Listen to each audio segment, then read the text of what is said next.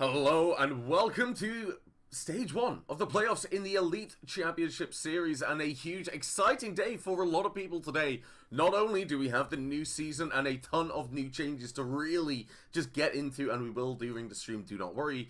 Not only is this the start of the playoffs, so things are starting to ramp up, but Kenny, this is our first time together. How are you doing, my man?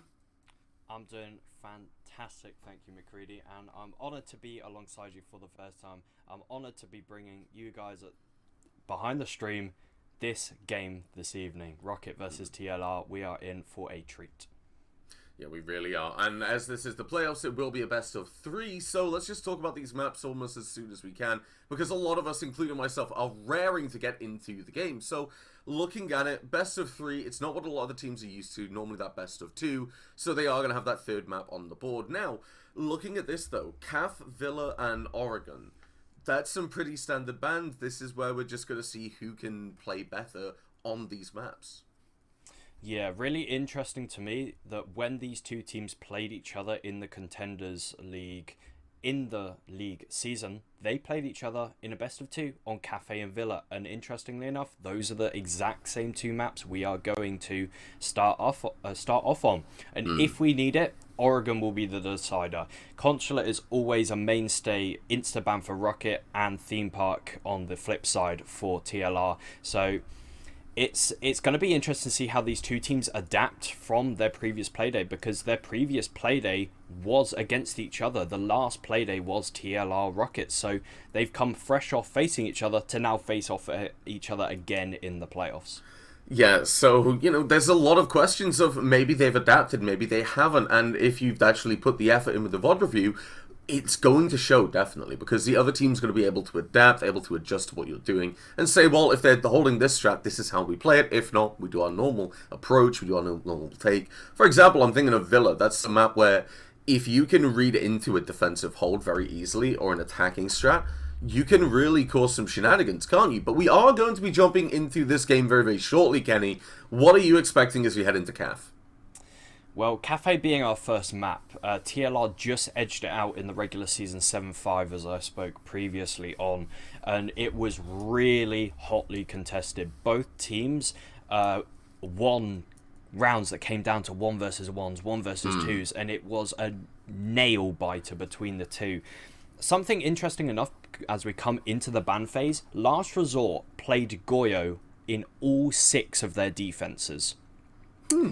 Will Rocket be pressured, or if they struggled playing against that Goyo, because in that matchup they did only win 1 out of their 6 attacks on Cafe, so potentially the Goyo was something that they struggled against. So it'll be interesting to see if they do ban it out. But their ban will be the last resort, knock away Capitao on the attack after the mainstay ban of Thatcher being taken off the board as well. Yeah, looking at this, moving on to the defensive side, maybe that Goyo, that could be a huge ban coming out right now. But honestly, I'm looking at this and I'm just appreciating how speedy, how much cleaner these ban phases look. But Mirror is going to be taken away, and to me that just says, okay, they want to make this bottom floor take a lot easier as attackers when you have that reading. Well, reading route dining, it's essentially a top floor take, then you move to that bottom floor in the last 30 seconds, or at least, obviously, before the 20-second mana was taken away. But the mirror window has a very strong part to play in that, of you have that constant information. The Wamai being taken off the board by Rocket there, just saying, okay, well, you got a Capitao, we're just going to make that ban just that little bit more valuable, because Capitao bolts, they don't get caught by Wamai. Realistically now, everything has to go through a Jaeger, and as a defender, well, you have to be a lot more strategic. You have to be a lot more careful about where they're being placed. Yeah, especially with the presence of Goyo, as I spoke about. The Wamai discs are one of those catching utility that are able to protect those Goyo shields. So on the side of Rocket, they will be able to clear those Goyo shields easier when they only need to worry about the presence of ADSs on the side of TLR's defense. But it will be Rocket start us off on the defense. They start downstairs in the basement on kitchen, service, and cooking. And interestingly enough, they're bringing the Goya themselves. They've also added to the bulletproof utility with the Maestro and the Malusi, along with the 6th pick onto the smoke. He has the availability of that shield, which, yes, Kit Kat is bringing the shield. And that's going to be a whole mess of utility that TLR need to clear. It's going to be on the Ashe, the Sledge, and the Zafir. That triple soft breach on the attack that we see so often. Yeah, and I think those Goyo Shields, without the new changes coming in just yet, well, they still have a lot of potential to cause a lot of shenanigans, like you were talking about. For example, that prep area, if somebody playing in there, if they get pressured from door, well, then that Goyo Shield's gone, they pull back, just play it very safely. They can't contest you, try and swing you, get a free kill. Additionally, if they do it from outside bakery, well, they pop that shield, you have more than enough time to pull back. They're really gonna struggle to push forward, but KitKat is gonna find the opening kill and not onto the right team, unfortunately. Ned, that Goyo we've been talking about being taken off the board, and there should be most of these shields down, but I'm not sure if there is. However, last resort, they are going to be going up for a very structured top floor take, I do believe. Going to be getting these hatches, getting the drones in. They're bringing the Nomad on the board, which is a lot really interesting. I know we were talking about it a bit before about those mute jammers. However, yeah, we're not gonna see the impact of that right now. Those Nomads will be there for the flank camps. McCready, have you spotted what I've spotted on the observer view with the new season? At the top of your screen, we have a utility count. We can see how many drones the attack have left. We can see how many C4s are in the pockets of Rucket. What won't be in the pocket of TLR are those concussion mines and the impact grenades on the Zafir, as getting aggressive is A1. I'm just going to say... I say Portif. That's how I've seen it before, but I'm very excited to see this. I didn't notice this counter before, but now we can see Claymore's already down, the frag grenades are in pocket, the flashbangs nearby, the drones, they're being used, whereas Rucket, they've lost a C4, have still got barbed wire there, and a shield is currently on the ground. What I'm really interested, though, is seeing how these roamers will be applying the pressure. They've got a pick, they've evened it up, but they need to waste a little bit more time. The vertical play can come out from the attackers. Yeah, that's insane. And as TLR do finish their top-down clear, they can establish vertical pressure and rotating their push now to Bakery. Hazard gets a frag on the Bakery player, which is the Maestro of Aegon. He gets felled without dealing any damage to the Ace himself, and now Ace has full reign to be able to open up the breach into the bomb site. A lot of time to work with now for Last Resort, as Ruse looks to get a trade on the Bakery players, and Pornf has made his way upstairs and finds the head onto them. Nomad, that's a double kill for the Malusi in this round, but Oculus trades it back on the bomb site. Down goes the smoke. No more smoke canisters to stem off this push. But another kill from Ruse and a third. Oh my goodness, a triple in the first round for the Jaeger. Ruse, 3 heads, 3 kills, and Rucket take the first round. Oh, the information coming through, the red pings! Kenny, the red pings are being spotted on a camera, just doing absolute bits for the defenders, the Last Resort, just being picked apart, and they did everything right, though. That's the biggest issue. They just didn't have anyone on the board to deal with that Maestro, and nobody was there to stop that information getting out. That's what led to that kill, and realistically, with a Sledge on the board, with Oculus doing that vertical play, you can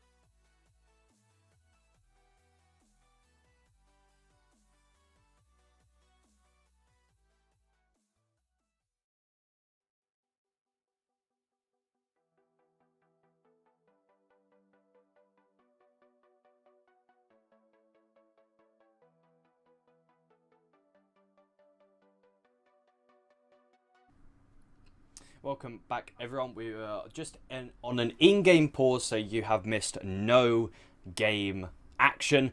You're just bringing it back to us after sorting out a slight bit of technical issues. McCready, we left off on talking about the Gon 6, and yes, it's a new piece of utility with the Crimson Heights update, and it replaces your pistol. So your secondary weapon, you only have access to your primary weapon and then the Gon 6. But the Gon 6 acts as soft breach utility. You can use it like as a fear impact to clear evil eyes, shields, banshees, and that will be available on, I think it's Iana, Glaz, Zero, Lion, Finker, Dokubi, all those operators that are slightly underpicked that we want to see more of inside of competitive play, because those operators don't see anything in the way of soft breach utility. Bringing them the ability to clear things, clear utility that is bulletproof, may see their pick rate rise. But however, we're just seeing the standard Ashe, Sledge, Zafir trio that we see 90% of the rounds. After Rucket winning their first defense, instead of going to the bomb site of reading, it will be a reading hold for a top floor defense. That's quite interesting. I think they're just saying, okay, well, we're going to deal with the vertical play. We have the mute, we're going to do the shotguns, and, well, as soon as you get control, the main goal of attackers, realistically, for this site is they look at piano. They look at that area, you take control of it, then you look towards your shop, your new balcony, you look at pushing there for a default. But with a vertical play in the Warrior of the C4s, which you can see from Ned, and you can see in the corner of your screen, well, that makes life a lot harder for the Last Resort. They're going to have to funnel in and expose themselves quite a bit to anything Rocket Gaming have. This also allows for a lot of movement, and that's something Last Resort struggled with in the last round. Their Nomad was caught off guard by Aroma, which isn't a great position to be in, but now we are seeing the Last Resort start to open things up. Ruse, 3 kills already, really strong start coming out from the Jaeger, is going to be looking to cause some shenanigans. Gruax will look for a pre-fire through a window, won't be able to land the shot, but they're clearing out the Goyle shields. The utility drain, it's coming out, and thankfully without that 20-second meta, it's going through a lot easier. Now, we have got control of the shop and piano area. The name of the game for Last Resort is to start moving forward and take control, but the swing from KitKat is saying, well, I'd like a kill. I've already team kill, but I want to get another one. But Ruse will be triggering one air jab and pulling back with the Goyo, just playing it safe and saying we don't want to die yet. Yeah, elsewhere, Panicky gets lit up to around 20 or 15 HP. Ruse is repositioned inside of pillars and gets a frag onto the head of Kaiju on the new balcony. That's the opening kill for Rocket this round that isn't one of their own. And Oculus now is looking to find some angles inside of Piano through those freezer head height holes to potentially fell a member of Rocket. But nothing, no damage done as of yet. KitKat is holding inside of Bathroom as elsewhere Ruse does fall to the hands of Hazard. The AK-12 does rain a pretty song. And as we tick the timer down, Last Resort, they're looking in a good spot. Yeah, now KitKat and Ned could be playing together, finding that kill onto Oculus. As we'll see Kurax get down, Panicky will be revived. But suddenly you're in a 2 versus 4, 30 seconds is ticking down, and Panicky and KitKat will trade, but Pornoff is there to shut down Hazard, and Rocket Gaming will take Kitchen, and they'll take the top floor, but now they need to take Reading and Dining. This is the biggest issue for them, because that top floor, you have to defend it, then go below. If you're not defending the right part of the map, you can really struggle. If the attackers read of pain. Let's take a look at these replays though. KitKat playing there, getting that jammer down. Ned though, just covering the angle, perfectly played. Trade comes out, Hazard, too many angles to watch. Realistically, that's just Rocket Gaming. They're getting comfortable. They're saying, yeah, we're going to land our shots, we're going to get some kills. And what are you going to do about it? Nothing. The 6-pick onto the Cade instead of the Maestro will be coming through. And I think that makes a lot of sense, especially with the sight change. Yeah, certainly so. And the question for me, the pivotal turning point in this matchup is how many defenses can Rocket rack up on their side? Because, as I mentioned in the pregame, they only won one cafe attack in the season against Last Resort. And in the whole best of 2, the entire best of 2, they were only successful on 3 attacks.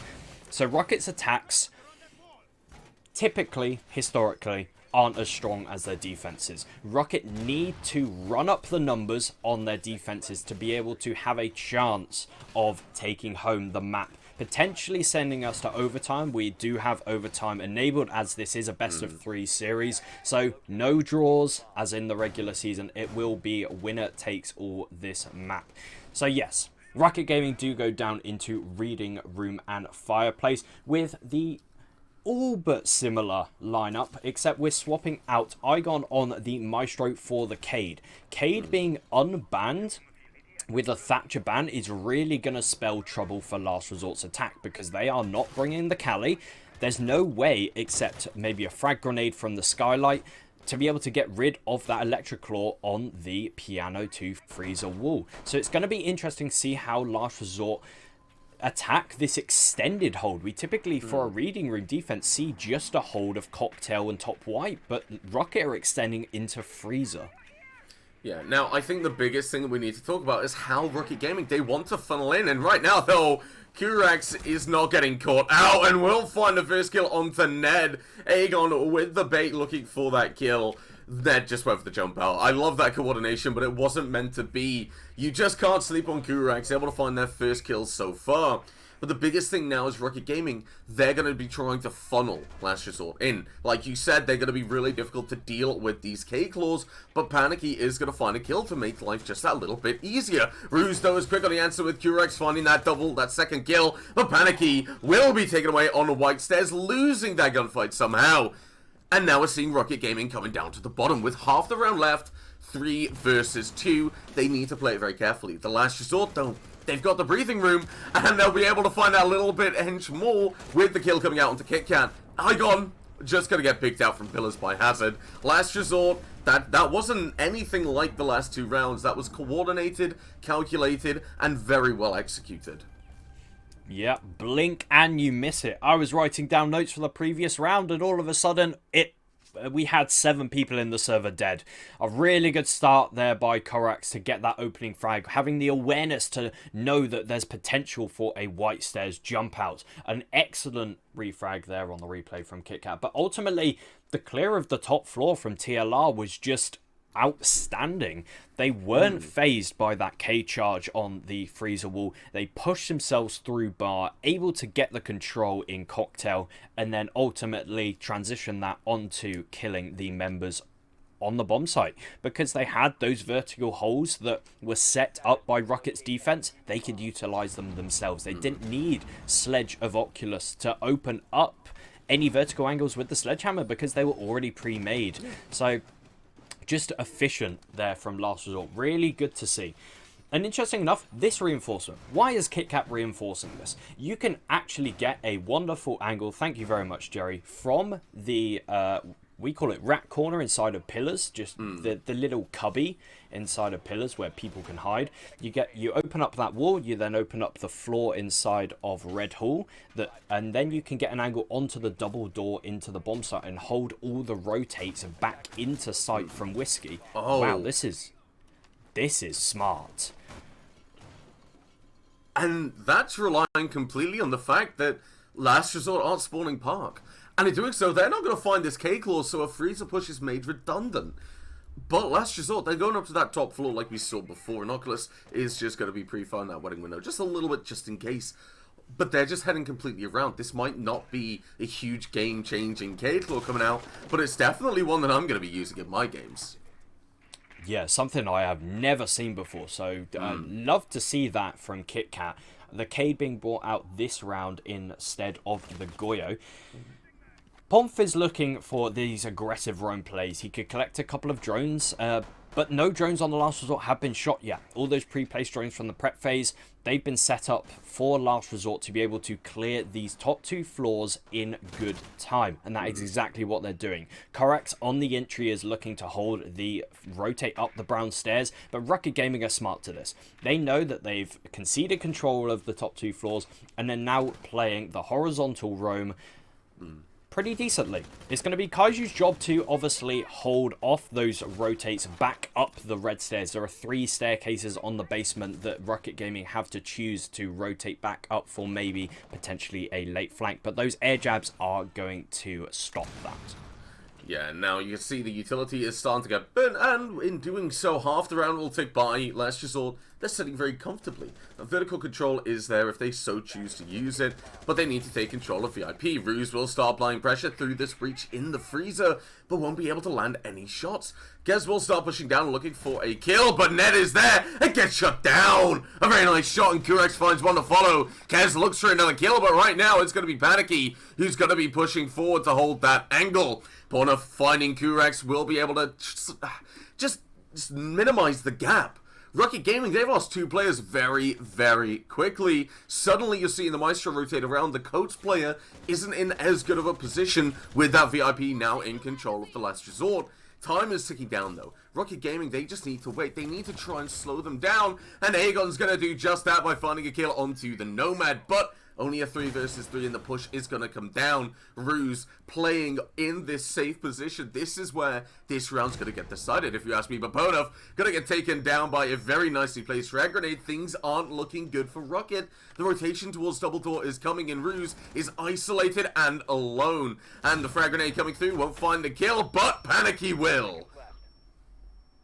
Yeah, it's all up to Aegon now on the Maestro. He has 81 bullets and the red pings from his own Evil Eye. Great utility placement. He's able to find one, but not a second as the plant is attempted from Hazard. Panicky on the cover finds the headshot with the M762. And TLR, after losing their first 2 attacks pretty convincingly, they answer back with their own convincing attacks. They didn't really look in doubt to win that round, as well as the prior round on their reading attack. Really efficient from Last Resort. Although the round did come down to those final 10-15 seconds, they were in control. Yeah, so much more confident when it comes to this actual attack. And, well, Last Resort, this is their map. This is what you expect to do. Now, though, they've been able to get those all-important 2 rounds on the board. They have at least have that 4-2 split if they were to lose every round. But the biggest problem then would be, yeah, you got 4-2 split, but you've just lost 2 more straight rounds. The momentum's pretty much shattered, so it's going to favor Rocket going onto their attack. But Last Resort, they're going to try and stymie that as soon as possible. They're going to have to attack this floor again, and they did all the right things, in my opinion. They went for that top floor roam clear. They got control of Cocktail very quickly, covered the flanks almost immediately, as you saw by Q-Rex on that balcony watching those brown stairs, just saying, okay, I'm going to hold this, get the cams, get the Nomad air jabs down, let's start applying pressure. Very nice work from them. I want to see them do it again, because Rocket Gaming, there doesn't seem to be that much variation in how they're setting up. Yeah, something that we could see from Rucket is an extended roam on the top 2 floors. Ruse and Pomf, obviously really capable fraggers, and potentially they know that Last Resort have cleared top down in their previous 2 kitchen attacks. So if they situate themselves on either of those top 2 floors, collect a couple of drones, and then fall back down the white stairs, which is the safest staircase to rotate back down to site on this map, they could waste time and collect utility on the side of Last Resort, and that is exactly what they're doing. Melusi's situated on the top floor, and she is banking on the carelessness of the Last Resort's droning. If they don't drone stage, it could be a nightmare. They do drone it, but the Zafia isn't aware of the presence. The call comes out too late, and the headshot from the Melusi finds the head of Panicky, and the exact switch up I wanted to see from Rocket's defense. And we see Ruse still playing aggressive on the red stairs. The Melusi still playing aggressive on the white stairs. He gets drones and falls back. But Ruse could really catch Hazard napping as he's droning for his team. But who's droning for him? It is actually Oculus on the red hatch, and Ruse gets that frag. A quick refrag though from Courage brings the man count slightly towards the Last Resort. But Aegon finding a kill with that beautiful altar is going to just widen that gap that little bit more. Realistically, you're seeing the Last Resort starting to get caught off guard because they were feeling very, very comfortable, I think, with that droning coming through. You saw Panicky just getting very, very quick on that clear. But right now, Kurex, Kurex, where is this drone that you're looking at? Are you hot droning in Kez? Because you're definitely not looking towards that VIP area. The white says push will come through, and Putoff will be found out. Kurex wants to find a refrag, but right now swinging will just be the death of them. Realistically, in my opinion, the best option is take your time and let the team decide what went wrong, but Rucket Gaming, they're just going to say you peek it, you die, we're going to pick up another round, a 3-3 split at the very least. And let's talk about it. Let's talk about the flanking. The stairs presence was absolutely huge. Because in the last round, Kenny, I'm sure you remember, you've got your notebook. Well, that roam presence was virtually non-existent. They took the white stairs, they got all the vertical control they wanted. The last resort maybe expected the same thing coming out, I think. Yeah, it's TLR. I think a slight bit of complacency there. They knew how Rucket had played the previous two kitchen defenses. They situated all 5 players on that bottom floor. But this time, what Rucket changed, they had that vertical presence. And yes, they had their wits about them to drone stage. But I don't believe that the call came quick enough, because Zafir was still looking towards Bar when Malusi had shot the drone from Piano. So maybe just some confusing comms in the side of TLR, and if I was Rocket Gaming and I was Pomf, I would pick up on that and say, hey guys, their communication may be lacking. We may be able to capitalize on that. If we stay aggressive on these drones, we may be able to collect this final round and go 4-2 up on our split. Yeah, I think the last resort, like you say, they're very comfortable. The way that they're playing is essentially saying, okay, we're going to take control of this, we'll get our players moving through. They get a kill over in Piano, they're going to pull back white stairs. They're not going to be in red. That can't happen at all. And that's exactly how we saw Oculus being taken out. But the roaming from Ponth is what I want to see, like you said. I want to watch them really commit to this bit, because in doing so, well, you just make the last resort uncomfortable attacking. They're a team that very much likes to stick to how they see a round playing out, and if they are not expecting it, well, you just ruin it for them. They look very uncoordinated, very uncomfortable in trying to make the plays to bring it back, but Kurex knows exactly what's going on down in this train museum room. The Goyo and Malusi, yes, you get the camera, but Kurex is going to be going for the pre-fight, can make a sightline to watch your flank, and also, or even more importantly, I'd argue, you know that there's 2 people not on site and not on the top floor, so this is a huge opportunity to get some much-needed site control. Yeah, it's not just 2. Yes, Last Resort spotted 2, but also Ruse is on that middle floor. So there are only actually 2 present Rucket Gaming members on the actual bomb site. And if TLR are aware, they could hit the site quick. But you know what's stopping them? The utility. Yes, the Banshees are going to slow them down. The shields are going to slow them down. They have to clear them. They are forced to clear the utility before pushing into the bomb site. But once that utility is cleared, there's potential for aggressive plays into that bar area. The Rocket Gaming members are aware of the presence that Last Resort are exerting onto the bomb site instead of down below. So they do rotate those 2 members up the white stairs, leaving Ruse down below still lurking, with Courage trying to find him. Yeah, Kurex just looking for that kill, but it's Panicky who's going to find the first one. That bathroom shotgun's still there, we'll go for the swing, but the SMG from KitKat will find Panicky. 4 versus 3 right now, damage on the new balcony. Realistically, Last Resort, they're not capitalizing enough on the kills that they're getting. We're still seeing Rocket Gaming with a lot of the map control. That, realistically, with the time involved, you might as well still be in a 4 versus 4. You've got to make the pushes needed. Rocket Gaming, they just sit pretty. Smoke Canister will go down, and Ruse will be looking to use these sightlines to just shut down a push. The power positions of Bathroom and Cocktail, they are still there. KitKat knows that these guys start getting flushed out, but, well, there's a mute jammer, so there's not really a big issue. Just hold the door of Pixel, and bait Oculus with a peek, and there it is. That's the second kill coming out for KitKat. KitKat trying to find a third, rather cheeky, but not able to land a shot just yet. But 20 seconds left. Kurex will be taken down by Ruse, and suddenly you've also got Aegon being taken off. Suddenly, it's a 1 versus 2. Time is ticking down. The diffuser isn't in Kez's hands. He has to play for frags, and Ruse is there to stop him. Rocket Gaming, they're going to find another round. On the back of KitKat and Ruse, the round is Rucket Gaming's, and TLR had established so much control on the exterior of the bomb site, but they couldn't transition that into a site execute. It was the mute holding steady inside a bathroom, playing around that SAS loadout that excels at close range engagements. The SMG-11 and the shotgun used to perfection to fight every member of TLR that challenged Pixel Door. And then Ruse, obviously, with the carbine, which excels at long-range engagements, was positioned perfectly in Cocktail to take those long-range engagements as TLR tried their best efforts to get into the bomb site. But Ruse was just on the other end and said, hell no, my bomb site, you're not getting in today. He did his best. What's the wizard guy that says you shall not pass? Are you joking, or are you actually asking? No, I actually can't remember. That's Gandalf. But Gandalf. The main thing I want to talk about in that last round, on the last resort's last attacking round, is the fact that we were seeing them finding kills. Yeah, that was great. But realistically, these kills weren't coming out for anything. There wasn't really a trade there. Because normally when you get a kill, it's either you get a kill and you sacrifice some utility, or you sacrifice some map control, even if you get killed. So the defenders, you're saying, alright, well, even if you die, you've at least made them sacrifice map control or time. Whereas we just saw these players being picked off and nothing was being made of it. Last Resort not able to really take advantage of any openings they created.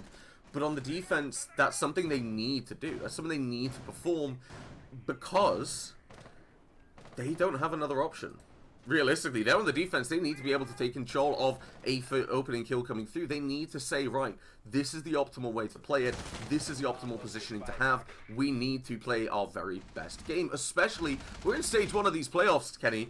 So let's be honest. If you're watching, as a lot of these teams are, well, I assume you're looking at this and looking for weaknesses. And one weakness is that Kurex did not check those brown stairs.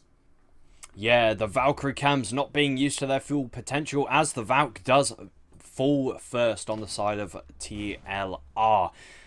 An operator we didn't see Rucket Gaming bring out on their defense whatsoever, even if she goes unbanned. So it's going to be the question whether Last Resort can make use of those black eye cams to give them the intel that they're foregoing without the use of the Maestro.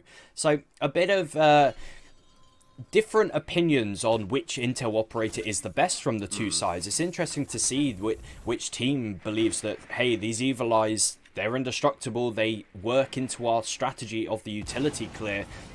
As we see the utility clear start to come out from Rucket, and there's a shield in Pixel, there's head height holes on Bathroom and Freezer, so essentially Piano has been made into a kill box by the Last Resort's defense, and that kill box is going to start to make it work. But on the other side, as Pormph does find that Pixel player's head, Panicky goes down, and Last Resort are looking very bad in a 2-man deficit.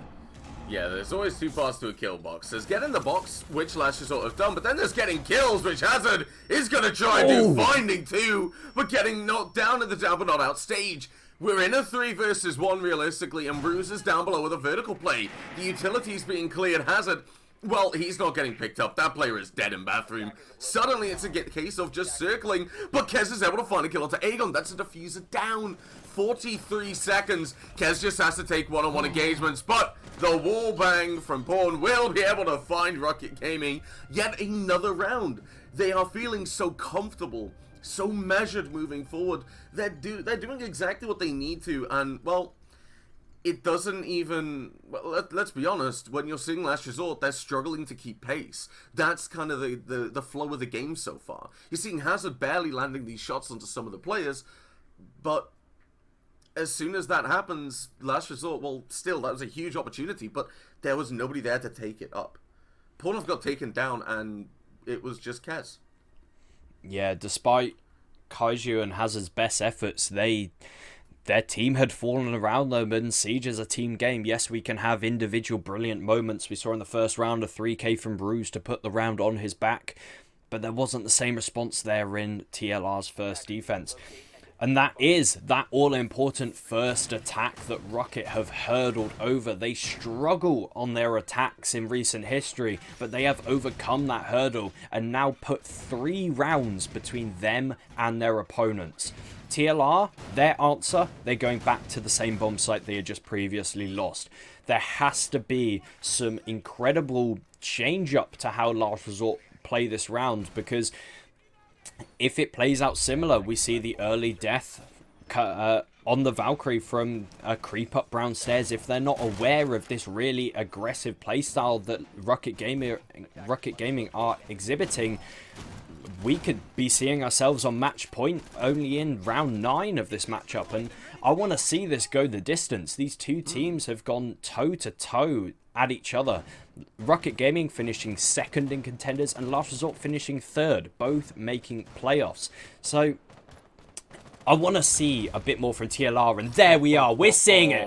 Corex isn't the opening death. He is the opening kill, and he removes the 2 frag grenades on the sledge with that spawn kill C4 up the red hatch. The 2 frag grenades, which were really important in clearing out Hazard from bathroom last round, are no longer a factor in this round. Yeah, that's absolutely huge pick to get off the board. But the real question, the real important thing that I need to ask you, if we take a look towards the Jaeger and the Melusi, well, what are your thoughts on the new skins? Because I quite like them. That's my main question. Oh yeah, the seasonal skin is absolute fire. I mean, in my opinion, it could be a bit more glossy or a bit matte, but you know, you can't really complain at all. It looks very nice, and well, that Habana body, that sledge body is very weirdly positioned. But speaking of weird positions, we're seeing Rucket opening up that red while they're trying to contest Pixel, and this is why you don't do it. Paniky's able to get aggressive, finds a kill, and suddenly the refrag will come through. But now you've just lost your Ash and your sledge, and Melusi's gone. Well, all the utility from that operator's gone, and Bonov will find a kill onto Oculus. So, like, they're starting to answer, they're starting to catch up, but is it too little too late? You don't really feel they've got that much map control. Pawn will find one Valve camera. That still means there's 2 on the board. Hazard still waiting to be pushed out of the bathroom, just walks out. The attackers don't even know that. They don't really have the players with the drones alive. When you look at that information, they've got a few flank cameras, but, well, you can't watch all of them at the same time. Now, I know I'm rambling quite a bit, but that's because we're seeing Last Resort doing an incredible job of just wasting the time. You can see Root has just walked back. Kurex is getting aggressive, looking for a kill, though will not find it. So pulls back to Shaiko, holding the position. This is exactly what we saw on the other side. We saw the defenders really just making the attackers work for every single piece of map control, and they're really struggling to get it with Kades able to find a kill. Kurak's able to answer with one of their own, suddenly kick out all on their own in the piano area. Hazard is hungry and wants that frag. And yes, he gets it, Hazard, with a bit of a ring-a-ring-a-rosy, a bit of a dance around the many holes created, and he ends up with the kill. And I want to note, that is the advantage. That round we saw the advantage of bringing the Valkyrie instead of the Maestro. You can place those black eye cams in way more advanced positions than you can the Evil Eyes. And we saw the one in Cigar Shop feeding so much intel to TLR's defense that they were able to know what was clear and what they could push. And the second kill in the round from the Melusi swinging through piano to get the kill on Cigar Shop, that was all down to a Valkyrie cam and a Z-ping. Yeah. They knew the Ash was alone in Cigar Shop. They knew that the red wall hadn't been open, so no player on the attack could be positioned behind Minibar. So Panicky, he had a free swing in piano to get the kill onto the Ash. And then we saw towards the end of the round, Valkyrie didn't net a kill by creeping up the bar, but the Valcam in Cigar Shop gave her so much intel that Cigar Shop is completely free. She doesn't need to worry about Shop. She can take the gunfight onto piano through the pre-made head height holes. So that was a really good adaptation from Last Resort to actually play into the use of the intel that they had brought and not play scared. They played way more aggressive and it worked for them.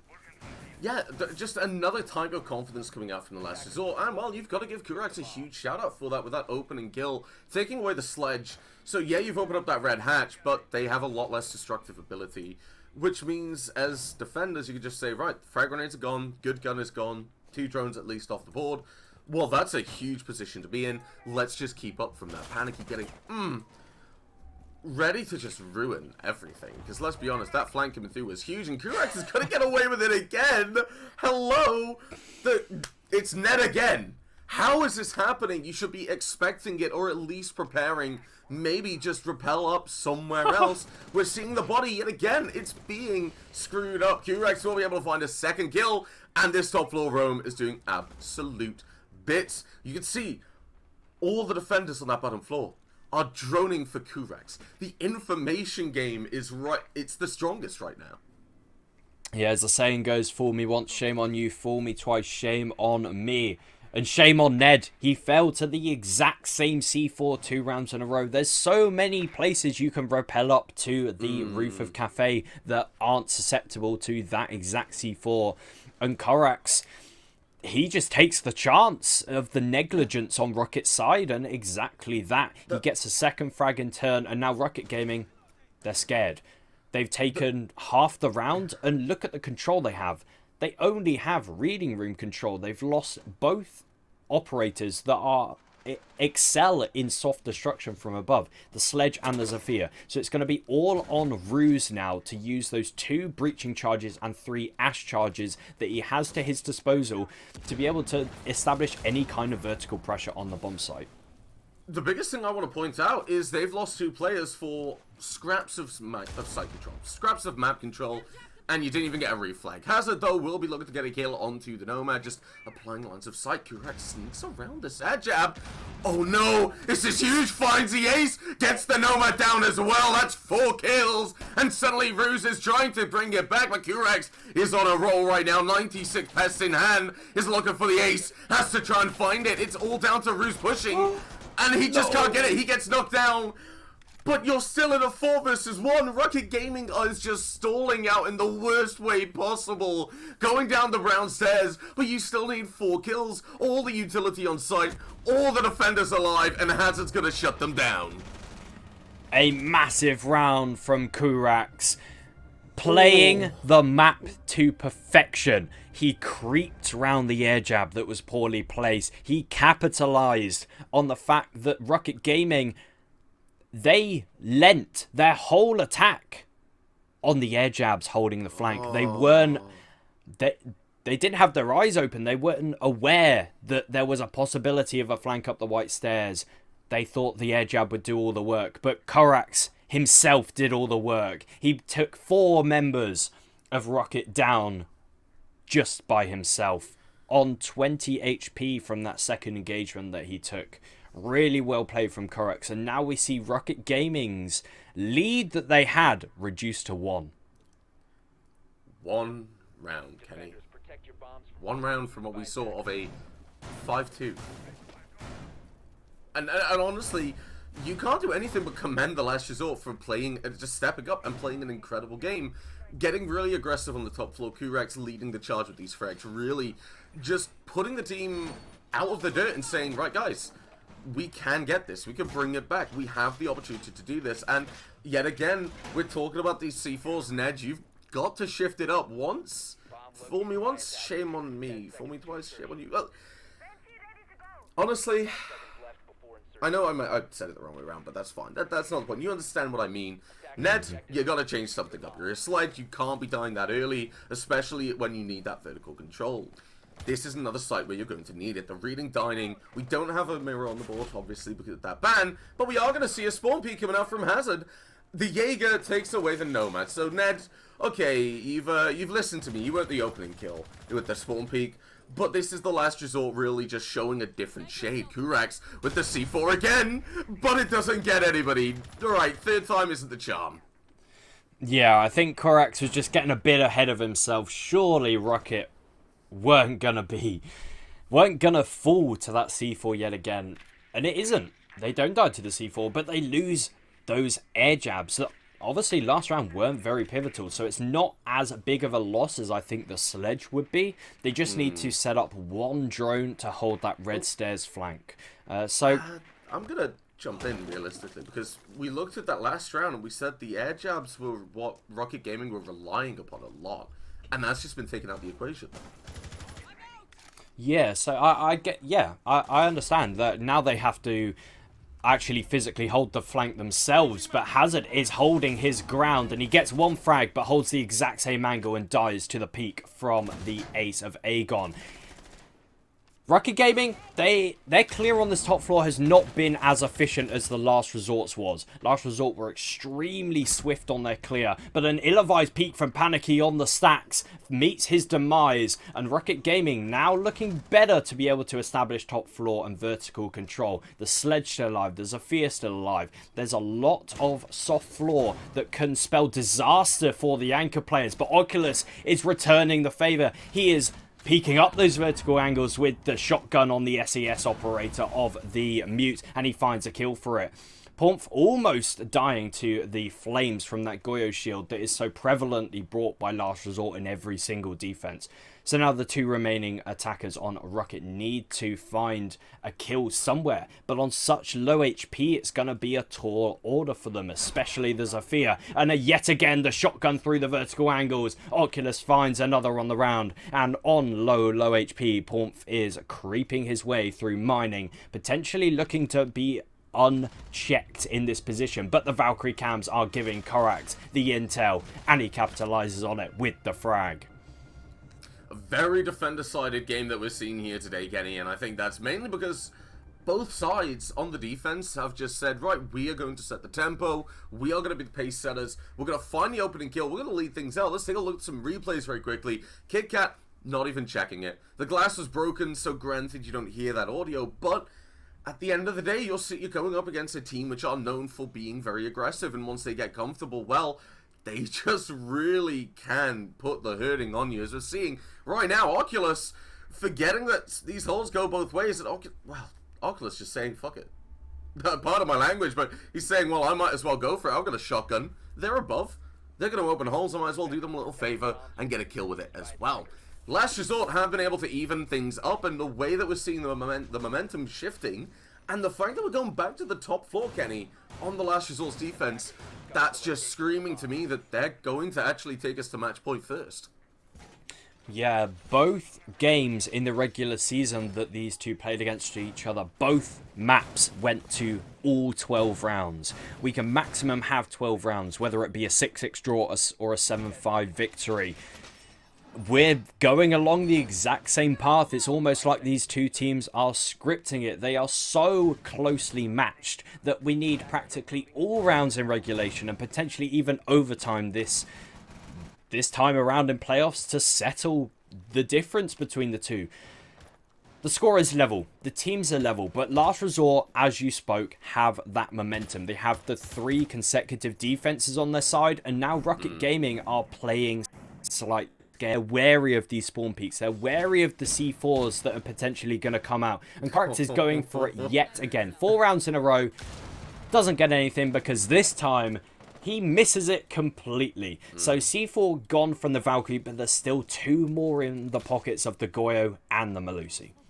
The biggest thing that I'm looking at when I see this Valkyrie, it's the Last Resort giving a statement of intent. We're still playing aggressive. You need to be very, very tight on the drone mode. You need to have a plan and execute it perfectly. Now, one of those air jabs, I believe, being a miss shot and awkwardly placed, that's not going to help at all, but the red stairs presence is there from Ruse. The Pixel player is now aware of it and now knows that Panicky, well, you can have a nice gunfight, or you just play it safe. Either way, the attackers have to clear the utility, and they have to waste a lot of it. Now, we talked a lot about maybe bringing a Yana with that Gon 6 before we actually start casting. Real good moment at the moment. Real good option in my opinion, but Hazard will be taken down by the fire, and Ruse will be able to find that kill.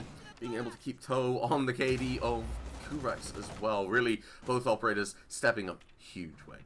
But we are seeing Ruse, they're being stalled out though. He has just been killed through a reinforcement by fire.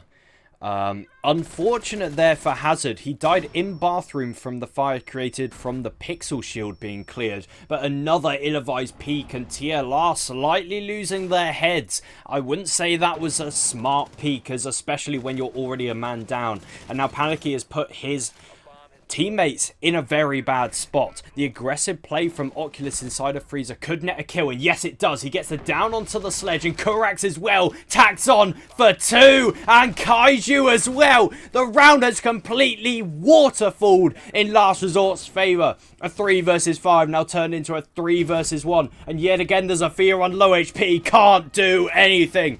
TLR with a huge round to take us to match point. Let's just take a moment to appreciate what we've just witnessed. Wow. Horrible. Horrible if you're Rucket Gaming right now. That's just not your... Look at that banister. It just doesn't work. And then you got Kurax aggressive again, just saying, I'm going to swing. I'm going to win it. I've been hitting all my shots. Let's just keep on going. Why not? This is the way to go. And as we take a look at this scoreboard, it's really hard to believe that we're on a 5-2 split, just one round into this side. And I think it definitely goes to what you said, Kenny. If you hit the nail on the head before our game, it's... Well, Rucket needed to put as many rounds on the board on their defense as possible. Right now, the last resort on their map pick are looking pretty unstoppable as long as they are... As long as they're saying, okay, this is our game. As long as they're happy, they're comfortable, they're winning their gunfights, then they're just going to keep on snowballing. It's only going to get worse, and you're on the kitchen of all sides if you're Rucket wanting to push this to overtime. One when we saw Kurax getting that 4K the last time we were here. I think this adaptation from Rucket may be too little too late. I just want to note that Last Resort, in all of these defenses they've won, they've got so much intel and use from the Valkyrie cameras giving Z pings to the alive defenders. Practically in every single kill cam I have seen, there has been a Z ping from a Valkyrie cam onto a member of Rucket. And finally, on the 12th round, they are bringing the IQ, but this could be too little too late because Rucket Gaming, you're already match point down now, and you have to find it in yourselves to attack a bomb site you have been unsuccessful on doing previously. Ruse looking to get the opening frag on the prone player of Panicky beneath, but as if he repels to the roof, this could see the Ash's downfall. The pre-fires still come through the window, and this prone angle could just spot the back of the Ash, but not able to land the shots there. Panicky. Ruse escapes with his life intact. Kenny, my blood pressure just went through the roof. That was so tense. Oh my lord. Okay, right. I'm gonna focus on what we're seeing now. With that pest coming through, being able to find that drone suddenly kick out, that isn't in a great position. You can see that drone being driven away, but also it gives information to Kurax saying, okay, well, a pest has just gone off. I have a new drone and it's in reading. They're nearby. They do have control of the top and second floor. The defenders, they're just bunkering in for this. But I think it's because they're saying, okay, well, we can win our gunfights. They've been very, very sloppy with the flank watch. We'll take advantage of that. We'll find the kill. The Nomad isn't on the board because of this IQ being brought. Well, that just means you have a lot more potential to flank, and Rucket, they need to rely on these flank cams a lot more. And like I said, it's purely because they just haven't been excelling in it so far. The soft breach, though, will be taking place, and Kurax will be going for another special 4K, looking to just try and catch someone off guard. But will they be able to find it? The player is nearby. The Zofia will come and face check, but Pornev able to find that kill. Will shut things down. Pre-fires the body and just says, not today. I want overtime. I want to keep this thing going. And with the killer cares, they're going to be one kill closer to it. The vertical play really stepping up now, finding not one but 2 kills, and looking to get more. The utility just can be drained away, whereas Last Resort, they need to be very, very careful. Do they just make sure they're in the safest position for this late round? Do they go for a flank? Or do they just let themselves get isolated and picked apart by the attackers? One smoke canister will go, saying, okay, they're uncomfortable right now, but the frag grenade's going to go on the other side to try and flush out Oculus. That B site's almost entirely clear now. Oculus is playing in that whiskey area, and Panicky has an angle, yes, but there's so many players. Panicky can be refragged very quickly. That's why Igon's already gone for the drop and is pushing forward through. But Oculus is still there at the double door, can cause a lot of issues. Oh, but it's going to be the freezer. That's going to be the big problem with 15 seconds. Ruse is able to find a kill. The planet is going to start going down. Panicky and Oculus have to find 5 kills between them. And Panicky isn't going to be the person to do it. Oculus gets picked off. And a flawless round from Rucket. The best round I've seen since, well, the flip side. Yeah, an impressive flawless round there from Rucket, but I would just like to point out that there was hope in that round there for Last Resort, but the holes on Freezer were only set at feet level. so that when Oculus retook into VIP, the VIP shield was still up. There was no pressure down the white stairs from the Rocket attack. So TLR were able to rotate through Whiskey, take up the position of the VIP shield, and potentially stop the drop through the fireplace hatch, which was the game plan for Rocket that round. But an SMG-11 through a soft wall is going to be doing very little damage. That gun has a massive drop-off at range with body shots, and especially through a soft wall, that gun's going to be potentially doing 15 damage a bullet. And unless you hit that headshot on, let's be real, a falling member which falls at great speed, there's not much chance for that round. But I think if there were head level holes, the smoke potentially kills the Zofia, rotates through, and potentially gets the planter as well. And that round could be completely different, and Last Resort take the map entirely.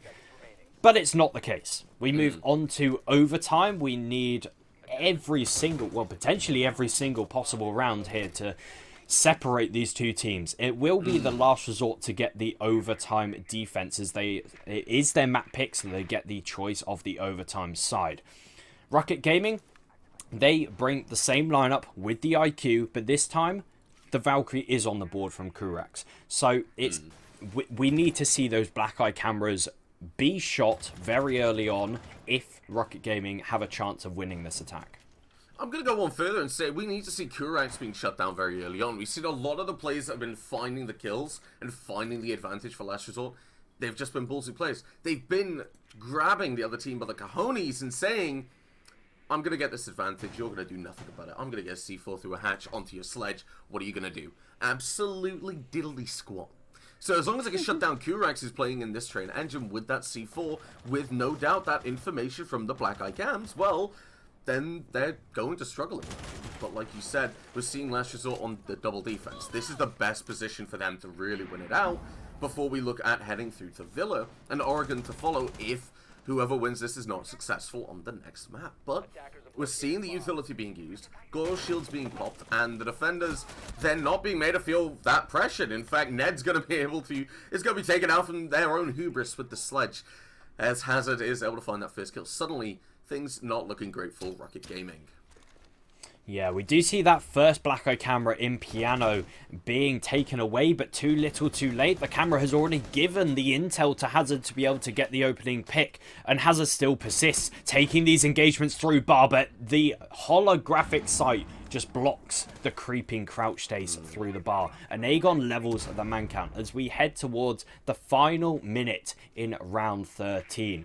Oculus still has a C4 in hand. Kaiju still has a C4 in hand, and so does Panicky. So even if Rocket Gaming do take cocktail area, which they are just about to as the ace charges rain off to open up that single reinforcement, they're still susceptible to C4s when they go for this vertical pressure. The sledge obviously not in place, so it's going to be only up to the breaching charges on the Ash, Zafir, and the IQ as well to be able to open up these angles. But as the IQ walks up, negligent to the player on white stairs, that is Kurax getting yet another frag. He spots another on top of C2, but doesn't land the shot as the trigger finger is very, very good from him, and he does rotate round for another. Panicky as well adds on, and it's all left up to Aegon on the ace. Going into Piano, trying to refrag the death of two of your players. The C4 comes through, but yeah, does it matter? You're able to find a kill onto Panicky, but realistically, the round's already been lost. Rocket Gaming, that was sloppy, you can't lie. And I think it goes down to what I said of Kurax. You just can't let them get comfortable. Going in, finding those ballsy places, sitting on white stairs, and just catching an IQ mid-sprint. That's the kind of sloppy play from Rucket Gaming that Last Resort have just been capitalizing upon so well.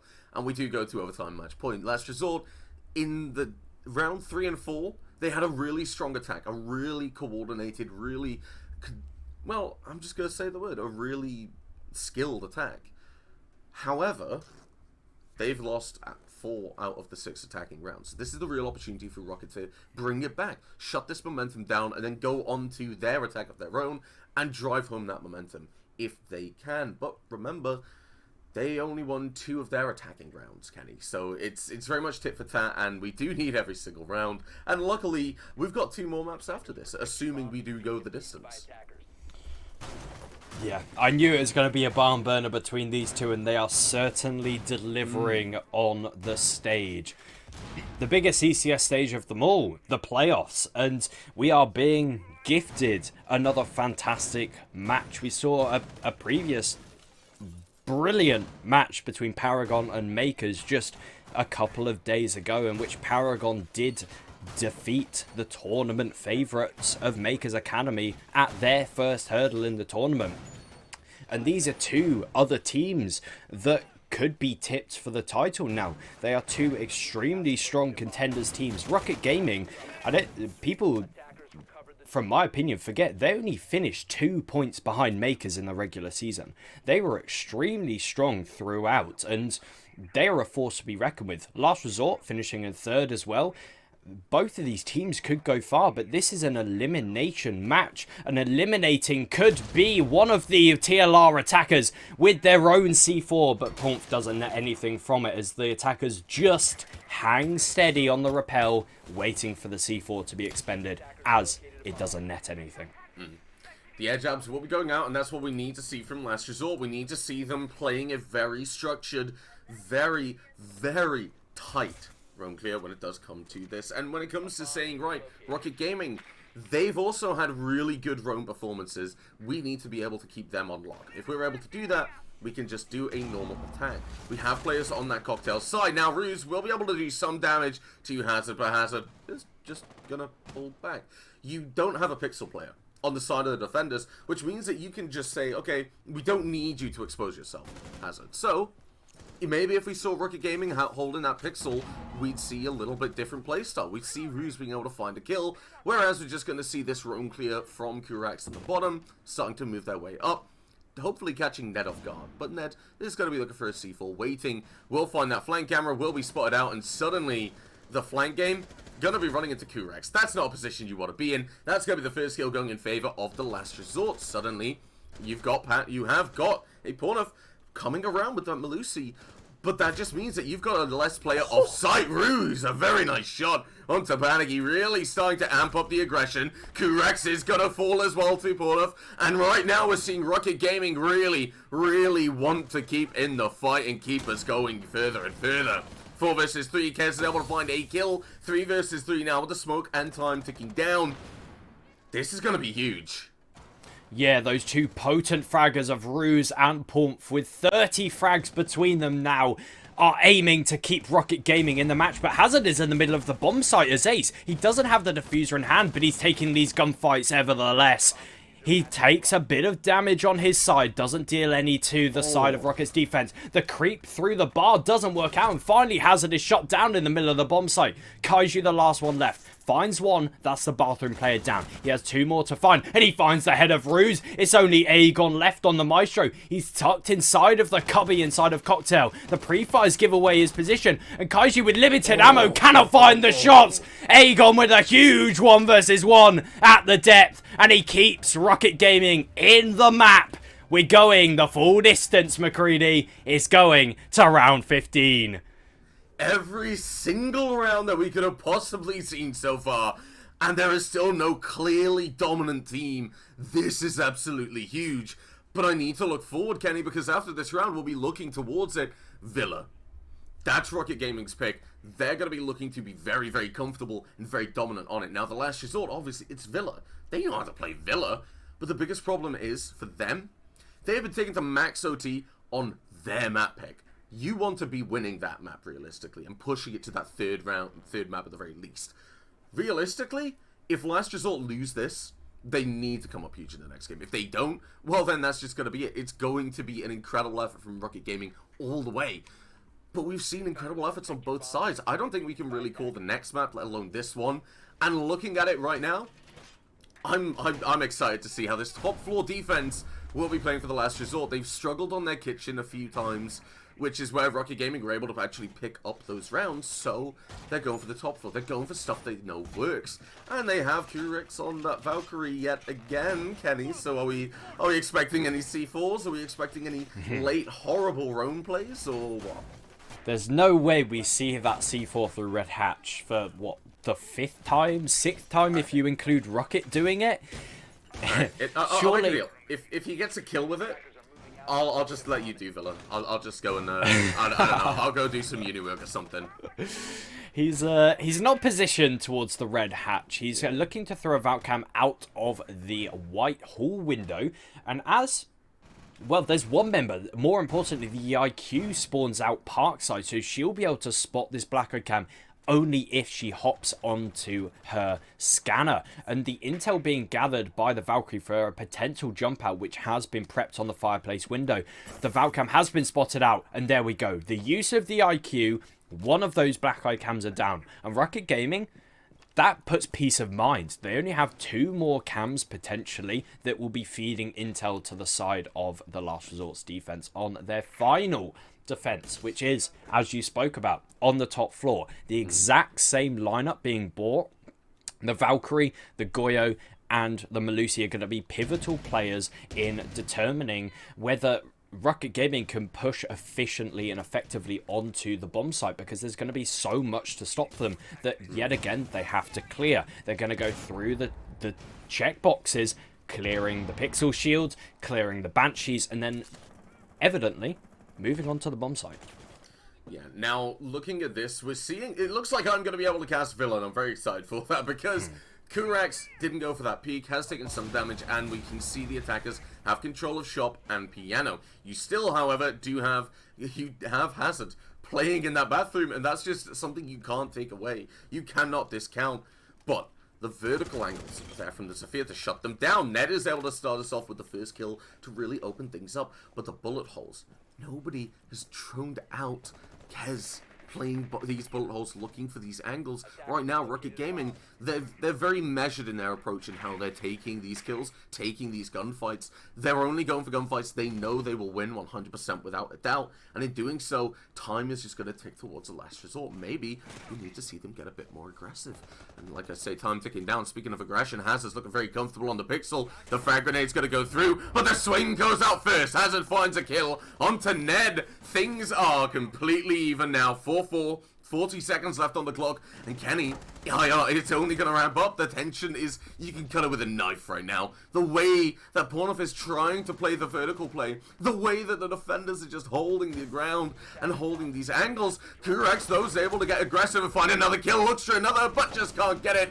Ruse will be taking down Hazard. KitKat following up with one of their own, and the kill onto White Stairs goes through. Panicky getting one, but it's a 1 versus 2. Kurex, you still have that C4 in pocket. You still have the diffuser. This is the moment to win it. There's not enough time, and last resort, they might win it because Kurex finds KitKat, and Kurex is just playing. Kurex! Last resort, they're gonna win out. Dostoyevsky with the second taken away. Last resort, that could not have been any closer. And Kenny, I need a breather. Let's have a look at these replays, dude. Oh my goodness. The undoubtable MVP of Cafe, Kurax, who other than him to clutch the 1 versus 2 at the depth in the max overtime round. He ended up with 19 frags for the map, but technically let's call it 20 because he won that round. The black eye cam of his own utility, his own operator, giving him the intel from the new balcony on the diffuser being dropped. The diffuser being dropped was the kill that he found onto the IQ, and then he just needed to wait down in pillars. He still had a C4 if potentially one of the attackers did recover that diffuser, but importantly, they had the intel from the black eye cams, and I think Kurax and Valkyrie are the MVPs of that map for TLR. 100%. Like you said, every single time that you saw a kill cam, especially in that early defensive half for the defenders, or for TLR, sorry, you saw a ping, you saw information being given, and that's what we saw in that end of round kill cam as well. But most importantly, I think it's a case of we're seeing Rucket Gaming, at least on Kraft Dostoyevsky, there was a lot of moving parts to their attacks. A lot of the time, it was stymied quite easily by the defenders. Once everything was ready, they were able to just roll with it. But as soon as they started to get picked apart, that was just the end of the game. They had that diffuser taken away. The time was gone. They ended up trying to play for kills instead of the plant because they knew there was no time, and Kurax just played it perfectly. But that is map 1 of potentially 3. So we have gone 15 rounds, and we're only on map 1. So, Kenny, we are going to take a very short break before we look at moving on to Villa, where we are going to see the Last Resort attacking first, I do believe. So don't go anywhere. We will be back very soon. And my boy, strap yourselves in. We got a hell of a series coming.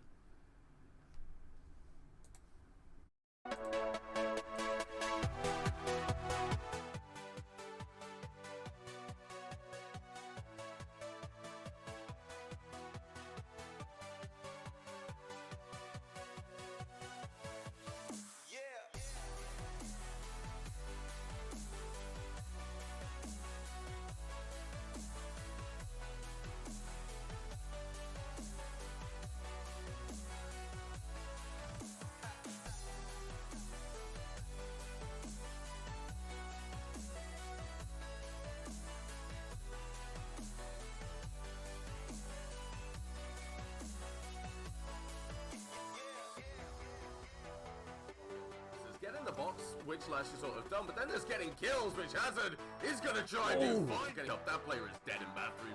Suddenly it's a case of just circling, but 53 seconds. Kez just has to take one-on-one engagements, but around this air jab. Oh no, this is huge, finds the ace, gets the Nomad down, all down to Roos pushing, and he just can't get it. He gets all the utility on site. All the defenders alive, and Hazard's gonna reading dining. We don't have a mirror on the board, obviously, because of that ban, but we are gonna see a spawn peek coming out from Hazard.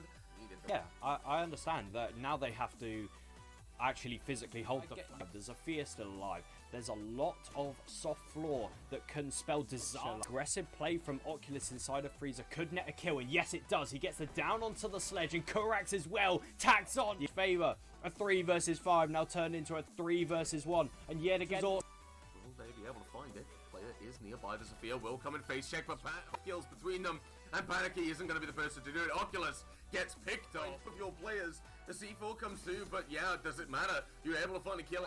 Basically, the round's already been lost. Rocket Gaming holding these angles. Kurax, though, is able to get aggressive and find another kill. Looks for another, but just can't get it. Ruse will be taken down. Taking down Hazard, kick out, and the kill onto White Stairs goes through. Panicky getting one, but it's a 1 versus 2 there. To win it, there's not enough time, and Last Resort, they might win it because Kurax finds Kit Kat, and Kurax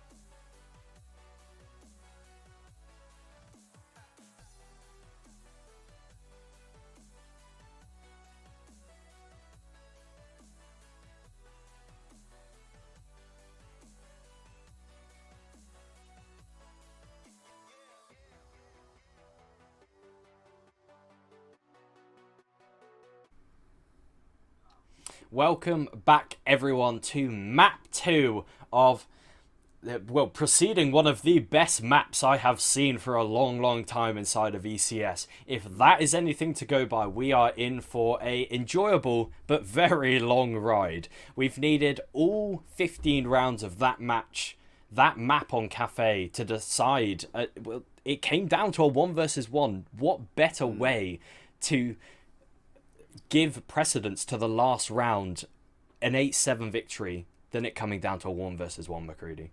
Yeah, and most importantly, 1 out on time as well. So yeah, every little bit about that. My heart was definitely in my mouth. But that's the past now. We've just watched this 8-7 through the last resort, like you said. But now we're going to Villa. And you've been talking me through your notes a little bit before we did start. Now, the last resort, they went out 7-5 on CAF before in the last time we've seen these two teams going up against. How did Villa go?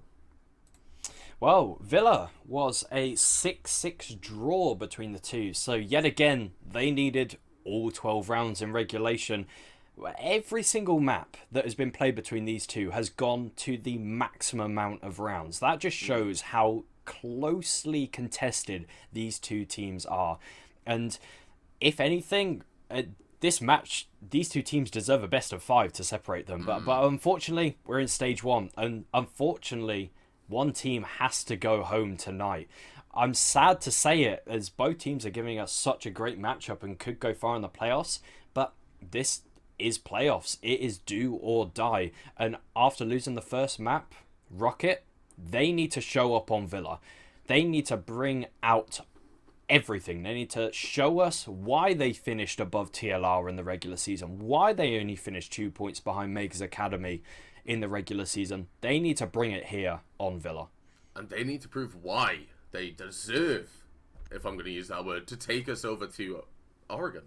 Map 3 in our best of 3 today. Thatcher will be the first ban coming out from the last resort, and that doesn't surprise me. I expect to see an ace or a Bonner because, well, let's be honest, Kenny, when you take away the operators that can hard breach from range, well, what does that leave?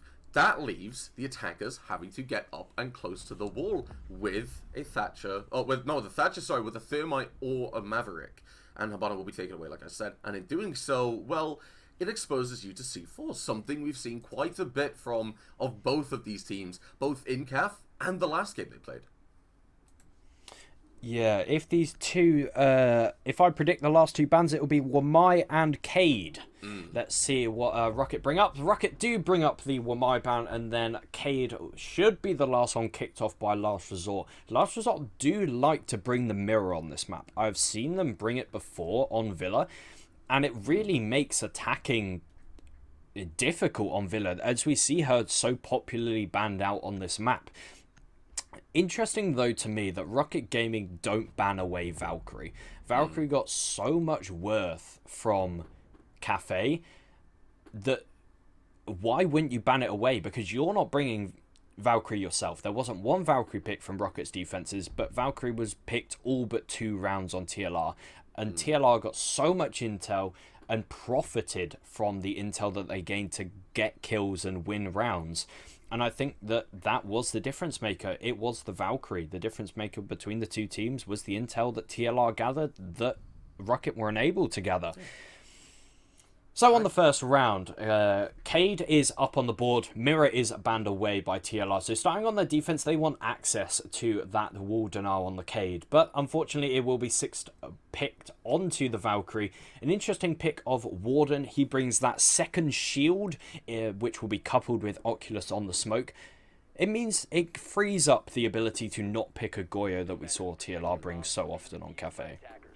I'm going to be honest. And I'm going to go back to the Valkyrie point that you were talking about with the Rocket Gaming, and I think it's a case of, look at who they're switching out. Because to deal with this Valkyrie, we saw Rocket Gaming bringing that IQ on the sites. Well, they last resort didn't bring an IQ. It happened, a Valkyrie, it happened to be on that bottom floor where they opted for the Mozzie instead. But they're switching out the Nomad. That's the big thing for me here, is the Nomad's being swapped out for an IQ, and in doing so, you need to rely on those flanks. We talked about this last time, in the fact that you have to rely on your flank cameras. You have to rely on your teammates to be there. And when you're all alive, which is the ideal, but let's be honest, not often scenario when it comes to these late round pushes, when the flanks should be coming through, you need people, like, there's nobody to watch the camps. If you have those air jabs, that's passive flank watch, not active.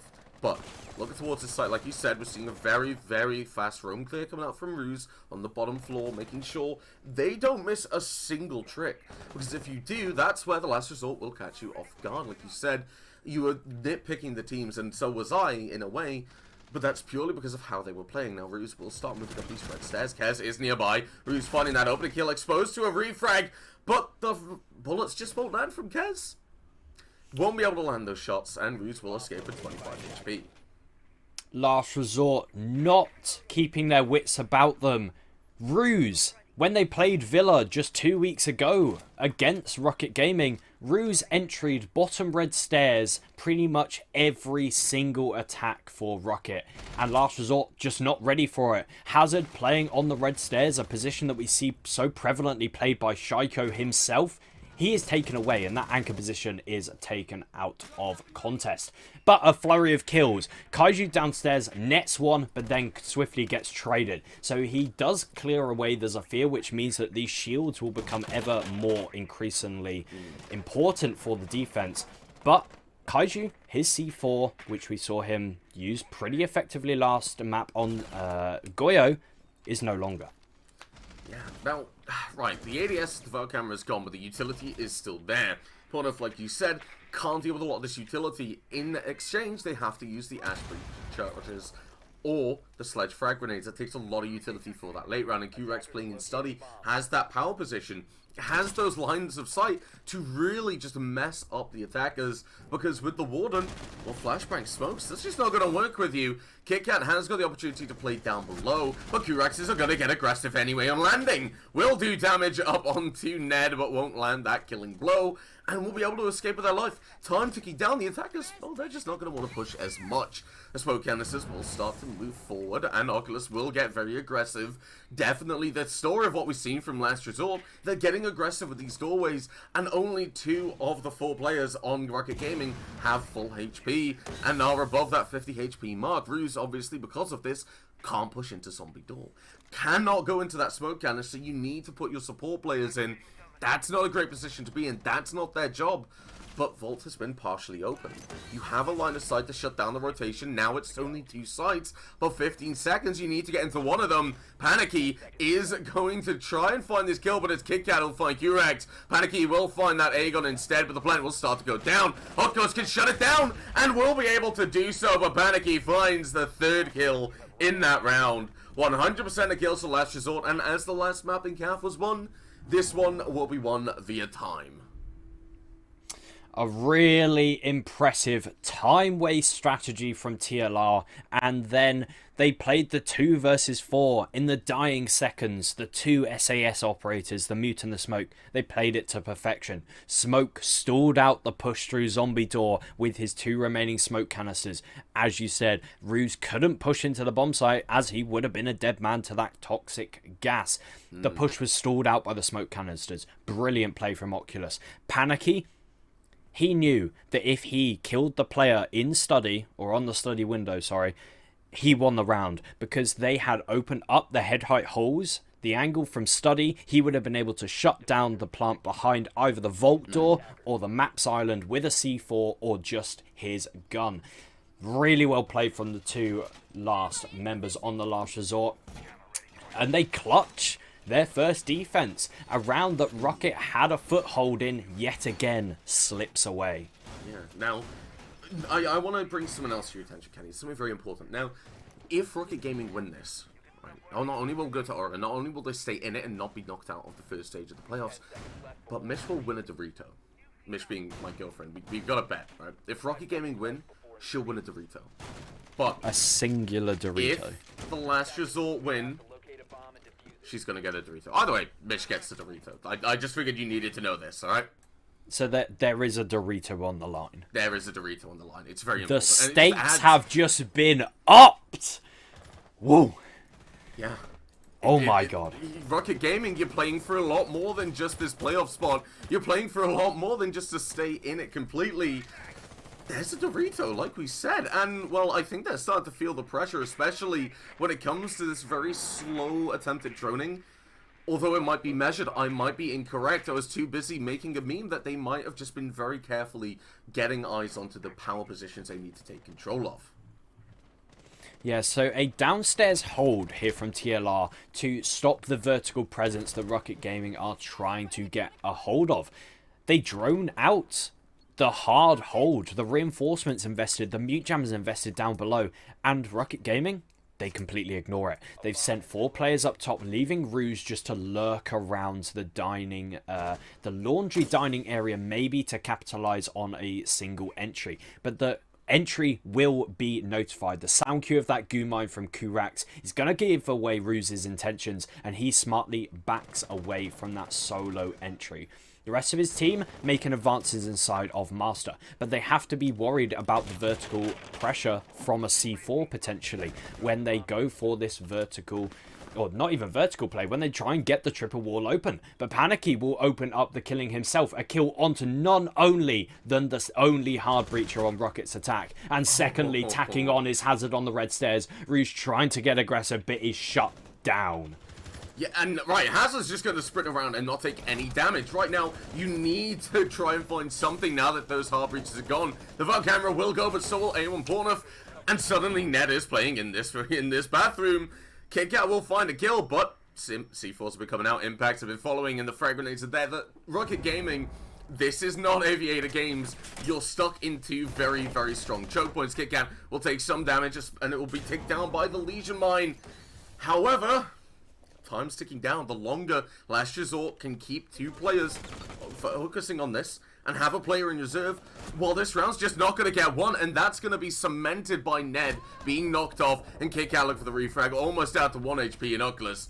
Well, he doesn't like leaving the job half done, so we'll be able to finish off that attacker.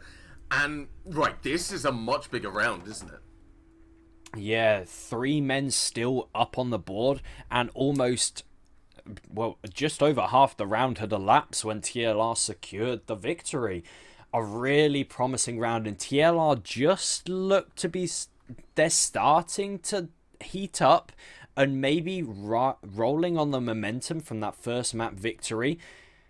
They're starting to put Rocket down. Rocket aren't getting as close to these round wins and potentially these attacking wins that they so desperately need.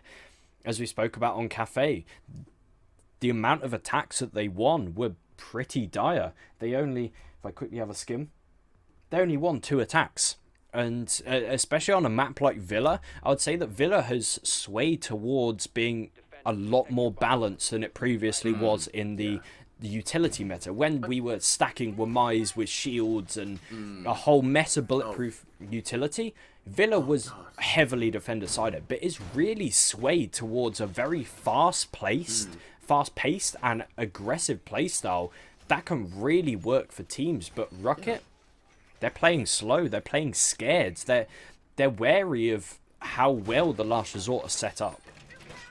You'll have to forgive me, I'm having flashbacks of the yellow shotgun and closet with 3 ADSs and Wamai magnets. Just, oh, that was horrible. But no, I think this map, realistically, it's got a little bit more attacker-sided. It just a tad, to be honest, because it is a really balanced map now that we've seen this change come into the meta. And with the new changes that are set to follow on from the new updates coming through, the Maestros, the Mirrors, the Banshees, well, it's set to change just a little bit more towards the attackers as well. However, like you said, Rucket Gaming, they're playing a quite slow game. No, this isn't a bad thing in itself, but it's the fact that Last Resort have the opportunity to get their players to rotate. They have the time to coordinate in how they want to deal with this. And Rucket Gaming, they just don't seem to have that same coordination, or game plan at least, that they have when it comes to Cath. We're seeing the first kill going in favor of Hazard, but Hazard's being knocked down and Panicky's there to help out. Now they're just baiting up the Jaeger. They say, Hazard, you've done your job. We're going to bait you out. KitKat is playing down below, so a revive could come out. However, Last Resort, they're just playing it safe. They're not really overexposing the saying, we have a 2-player advantage, we can avoid losing 1, but Panicky's going to go for the revive and not get caught by KitKat, who's sprinting. They know he's there. He finds 1 kill, and he's able to find Hazard, but doesn't get Gurex. 3 versus 2 advantage in Last Resort's favor. The MVP of the last map keeps TLR in that all-important man advantage. The clock ticks down, but it's been a deceptively slow round. We have 5 members of the server already dead. Make that 6, and we haven't even elapsed half of the round. And Ned is going to be caught lacking, as he's not aware of the presence on brick door from the Malusi. A secondary peek comes from Kurex, but he's not able to net his second on the round. The headshot from the L85 reduces the numbers to 2 on the side of Last Resort. But yet again, pings from Black Eye cameras are giving away the position of the sledge. And Last Resort have all the intel on the position and the movements that they need to be able to secure out this round. Ned moves across towards China Door, but the crossfire has been established by the 2 remaining players on TLR, Oculus and Kaiju. They don't need to peek. Even more yellow pings coming out from a Valkyrie camera. The rotate from Ned should have been known. And yes, Oculus has a very nice angle on the side of the bomb, but Ned has time to play with. The first toxic canister is going to be expended, as well as the second. And that's going to stop Ned from aggressing into Memorial. He's going to make a very smart rotate through the cage wall into Memorial and finds the shot onto the non-aware Valkyrie. Oculus now in the 1 versus 1. The 2 SAS counterparts are going to duel it out. And whose SMG-11 is better? It is Oculus. He gets a headshot onto the sledge. And Last Resort secure their map rotation completely. Yeah, and looking at that realistically in that endgame, well, let's be honest, as we look at the replays, Ned was really going to have to fight a huge uphill battle to win that out. He's been alive in, I believe, all 3 of the rounds at the end game. That's where he's been. And the impact that he's having is just not there because he's being forced to make these plays and try and win a 1 versus 3. Now, when you look at that, you can see Oculus had 2 angles to cover. Realistically, you see Ned go approaching that from Memorial, has to cover every single possible line of sight that there can be, whereas Oculus just has to watch 2 and wait for him to peek. So, very, very difficult position to be in. A very good effort, isolating these players, able to pick them apart bit by bit. But at the end of the day, the rest of Rucket really need to step up. You can't rely on one player to make these plays, or one player to try and win out a 1 versus 3 all the time. You need to be working, well, definitively as the better team. The Last Resort on your map have just taken 3 rounds off of you after such a close game of CAF, where we saw 2-2-2 in the first split. I was going to make the point that Ned is the last alive because there are no roof hatches to die from a C4. Ooh, that's harsh, man. At the start. Well, I mean, you know, you've got to take the hits to move on, as many boxers have learnt. But moving on to Aviator Games bomb site, the reattempt. They were successful the first time. Obviously, Last Resort, all 3 successful defenses on their site rotation. But it will be the exact same defense to come out from the Last Resort. The exact same operators. They have that Warden adding on to the shield that Smoke brings to make it a total of 2. They have the Mute, which has that late round C4, and also Kaiju as well with a C4 that potentially will be lurking below, like in the first round. But Hazard has changed something up. He's playing aggressive on the brick door, looking to pick off a slight bit of HP, and he does net it off of Ned, but nothing too crucial to make Ned scared of taking any further engagements. The drones now come out towards Trophy and Statue, and that will sound Hazard. He will give him a warning, make him back off towards his staple mark of the red stairs. The big thing for me right now as we see Rocket moving forward is the fact that this is the site they had the best opportunity on. They found that opening kill and they're looking to keep on moving from it, but now they haven't. Right now, they could still win it all out. If they're able to pick up 3 rounds on the split, they shut down the momentum, they start moving forward, and they say, okay, we're going on to our defense. But Hazard's just going to be a brick wall, just playing there and saying, no, we're just going to take the gunfight. Corner isn't going to spot Hazard. And, oh, well, there it is. Now they will be able to. Ruse will find a kill, but Paniky's quick on the refrag. Has the shotgun and couches. Won't be able to find a kill. We're back in a 2 versus 3, Kenny, with half the round left. Those route cameras are looked for, but Kaz is playing below with a C4. But so's Kit Kat. Kit Kat has spotted the player and found the kill. And this is the opportunity for Last Resort to bring it back. If there is a round to win, Kenny, well, it's got to be this one. Yeah, but on the other side of the playing field is Oculus. He is very talented with this SMG-11 and finds the first headshot onto the Ash, who, ill-advised, just peeked into the bomb site when there were no players around him for a refrag. And now Oculus is repositioned into study. Really well played. But what does Rucket Gaming have on their side? Time and utility. There are still 2 drones in Aegon's pocket, 1 on KitKat's side. They have the utility to be able to open up these angles into Vault, but Oculus, he's hearing this utility go off and he's making a really lurky rotate into 90. He finds a beautiful flick onto the head of KitKat. Down he goes, and the 1 versus 3 is now down into a 1 versus 1. He won a 1 versus 1 in the prior round, but he has to out-duel an ace with an AK-12 in hand. The smoke goes out to cover the ingress of Aegon into the bomb site, but the pings from a bulletproof or even a Valkyrie cam give away his intentions. The clock hits red, and now Aegon, he has to go for the kill. There's no time to go for the plant. And with 5 seconds left, you've got to go, Aegon. He doesn't hit Shift W and doesn't hit the shots either. Oculus is up to the task. And a 1 versus 3 for the smoke main means that TLR still haven't dropped a round. Oculus has not died once. And has now just been able to win out a 1 versus 3. And right now, well, honestly, the mentality for Rocket Gaming is probably down in the dirt because you had that opportunity. Aegon had to go for the plant, unfortunately, because you look at Oculus, yes, he had 2 smoke canisters and about 20, 30 seconds. That's something you can't allow. Oculus is trying to just waste time as long as possible and will use those smoke canisters. Aegon, realizing this, is saying, okay, I need to play for the frag. But Oculus is playing it way too safe. Just pulling back, just holding that ground and just saying, okay, right, you gotta come to me. The time being as it was, Aegon would have to sprint and give away his position, or keep the ADS and possibly risk being slowly peeked on and run out of time.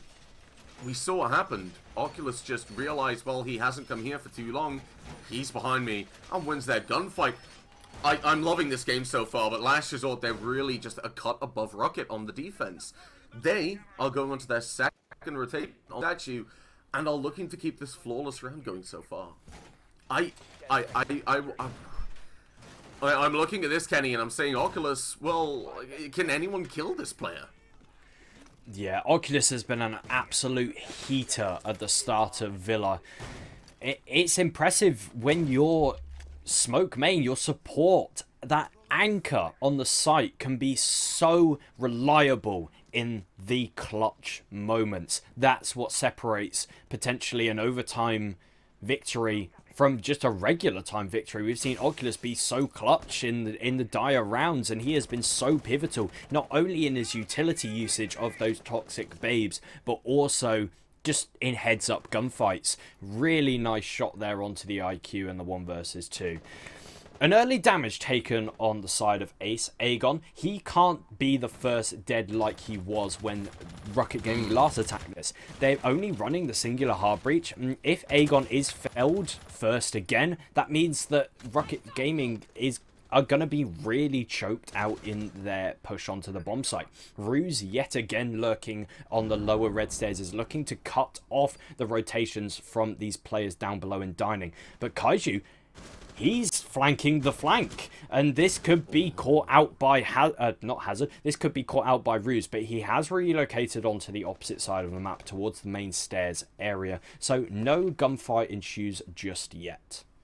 Well, we're playing 8D chess on a checkers board at the moment, Kenny, because we're looking at Villa. There isn't that much realistic fluidity when it comes to the map and the rotations, like maybe on Oregon, maybe more likely on Theme Park or Clubhouse.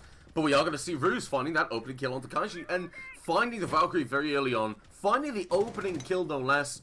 We've seen it twice before, but we need to see it again. We need to see them being able to follow on for this.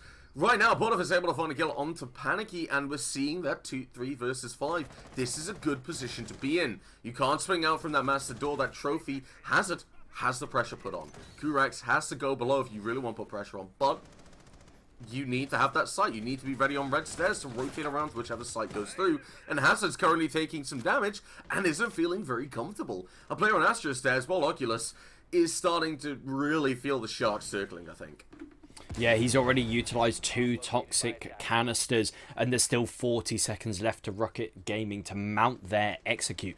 But more importantly, they haven't actually opened the bomb site. And a flank here on the Astro says could see the death of the Ash, but the flick onto the Legion from Ruse, and he finds a second to add on. The R4C is just better in that engagement, and he's circling for the third, but he sprints just past Hazard. The smoke canister covering the Jaeger there on the bomb site, and stuck between a rock and a hard place. The Jaeger goes down, and finally, after the 5th time of asking, Rucket finally secure an attack victory.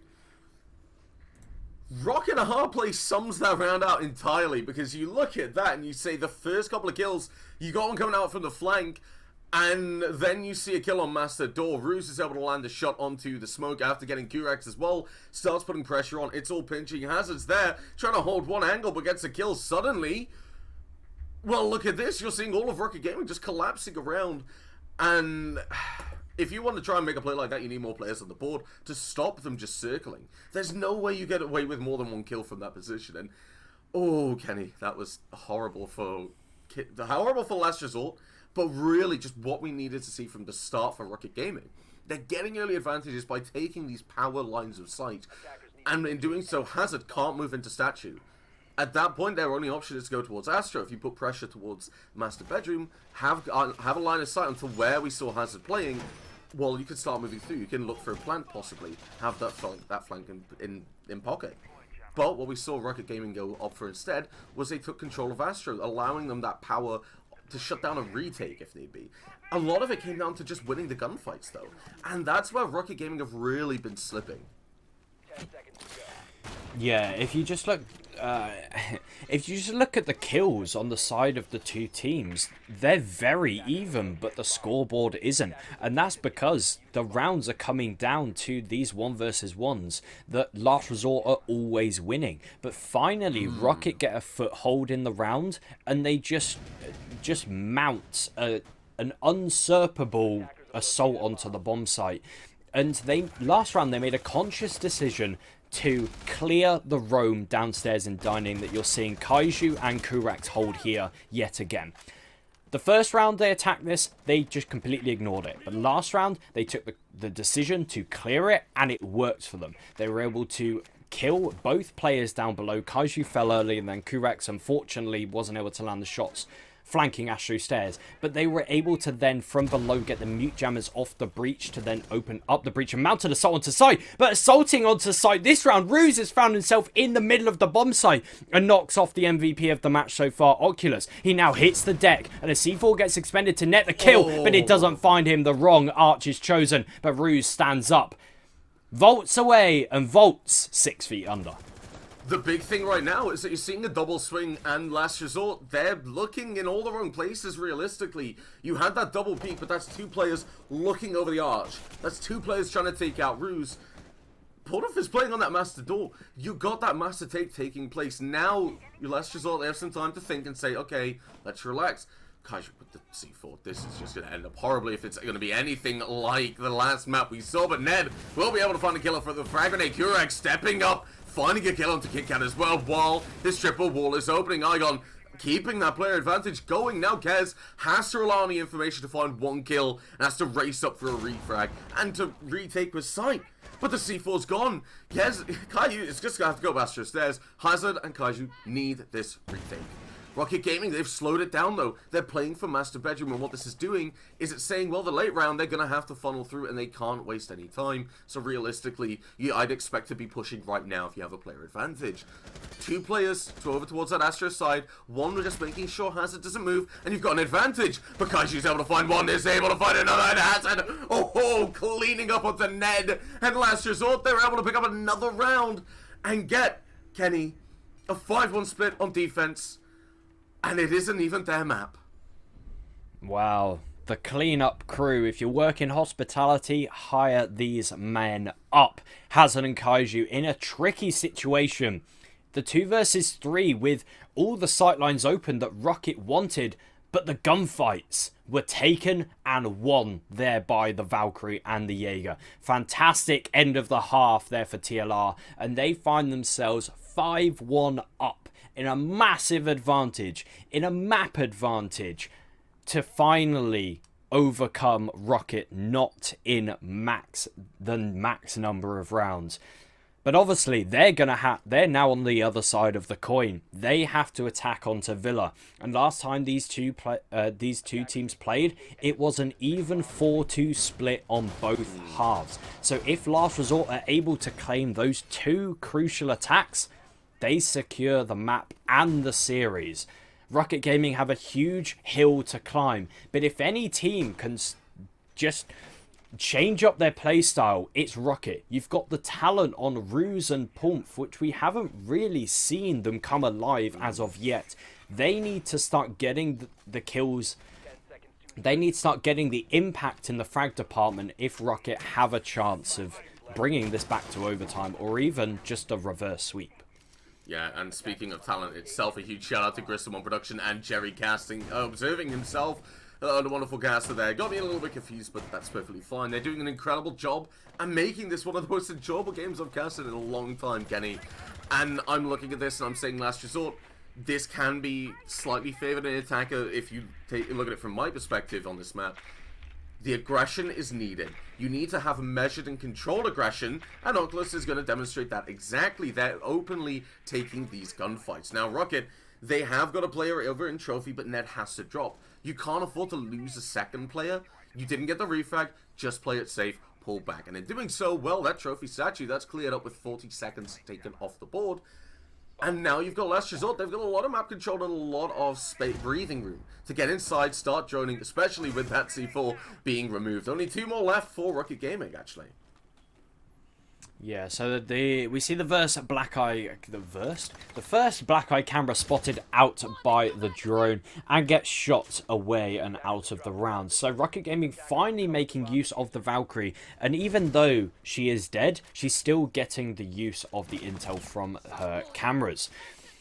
More cameras on the side of Maestro, speaking of as we hear the older ring out. And now Last Resort are they've taken it back a step. They're establishing the angles that they need to open, clearing the utility they need to clear to be able to mount an assault onto the bomb site.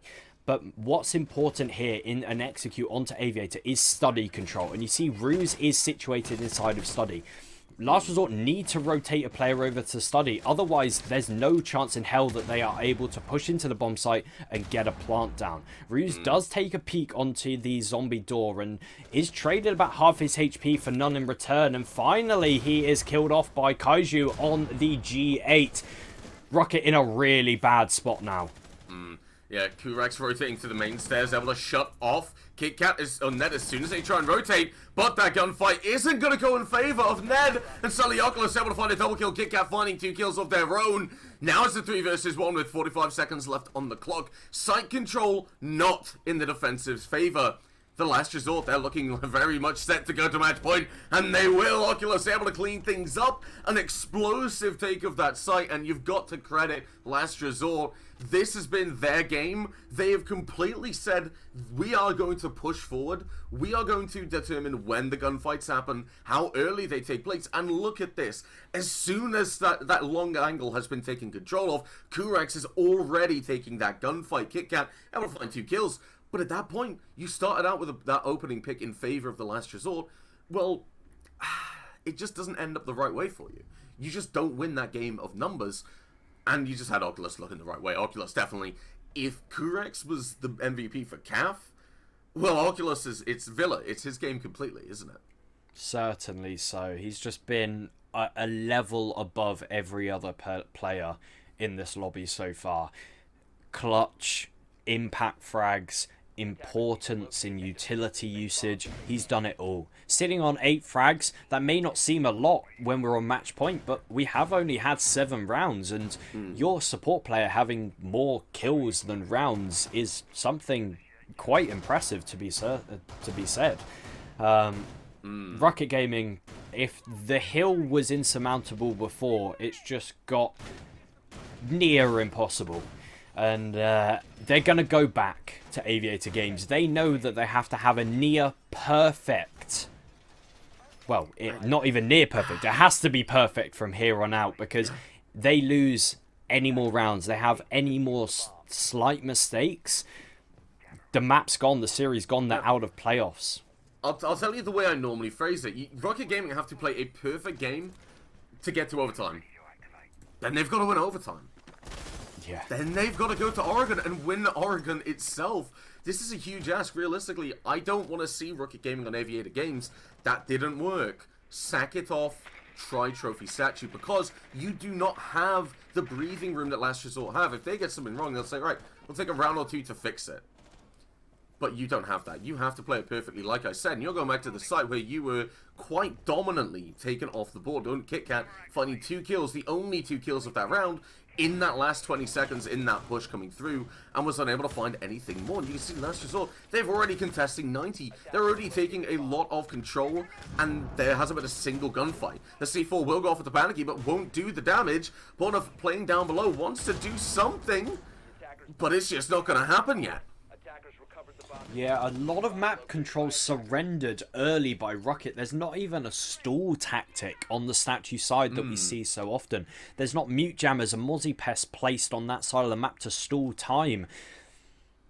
There's so much intel from the side of Last Resort's attack, and the intel coming out from Kurax's drone himself. He's using the Zepings to potentially get a spray through the barricade on the Jaeger. He's just waiting. He's playing his time. Trigger discipline for the Jaeger to stand still, and he nets it. Really good play from the Ash of Kurax there. But KitKat's trying his best to keep Rucket in the game. He refrags onto Panicky, and Ned gets aggressive as well. And finally, Rucket is starting to get their own game running. Yes, there is a player on bookshelf. It is Ned looking for the swing, but Oculus is able to find one kill. The refrag comes out. It's a 2 versus 3. This is where Rucket Gaming, if you're going to pick up the second round, this is where it needs to be. But you need to ride this momentum even further. Portnoff is holding that study, that huge power position. The execute has to go by them. You cannot just slip by. And KitKat playing that smoke, that mute with the shotgun and the SMG. This is not looking great for Last Resort, but it's definitely winnable. KitKat is looking for the kill, but Kaju will be finding it, picking up that diffuser. No refrag attempt coming out from Portnoff. And that's the biggest problem. But there's the crossfire into Vault. That's a 1 versus 2. 30 seconds on the clock, and Kaju, you have that G8. You have a ton of rounds to work with, but it's just not going to be enough. Portnoff keeps Rucket Gaming in it, and a huge effort to step up.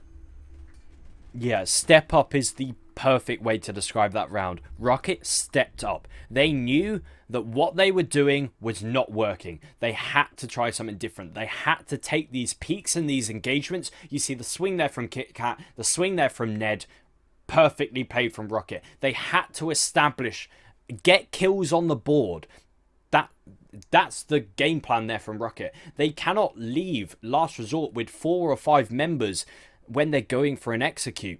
If they whittle down the numbers, there's less and less angles and crossfires that Last Resort can hold when going for an execute.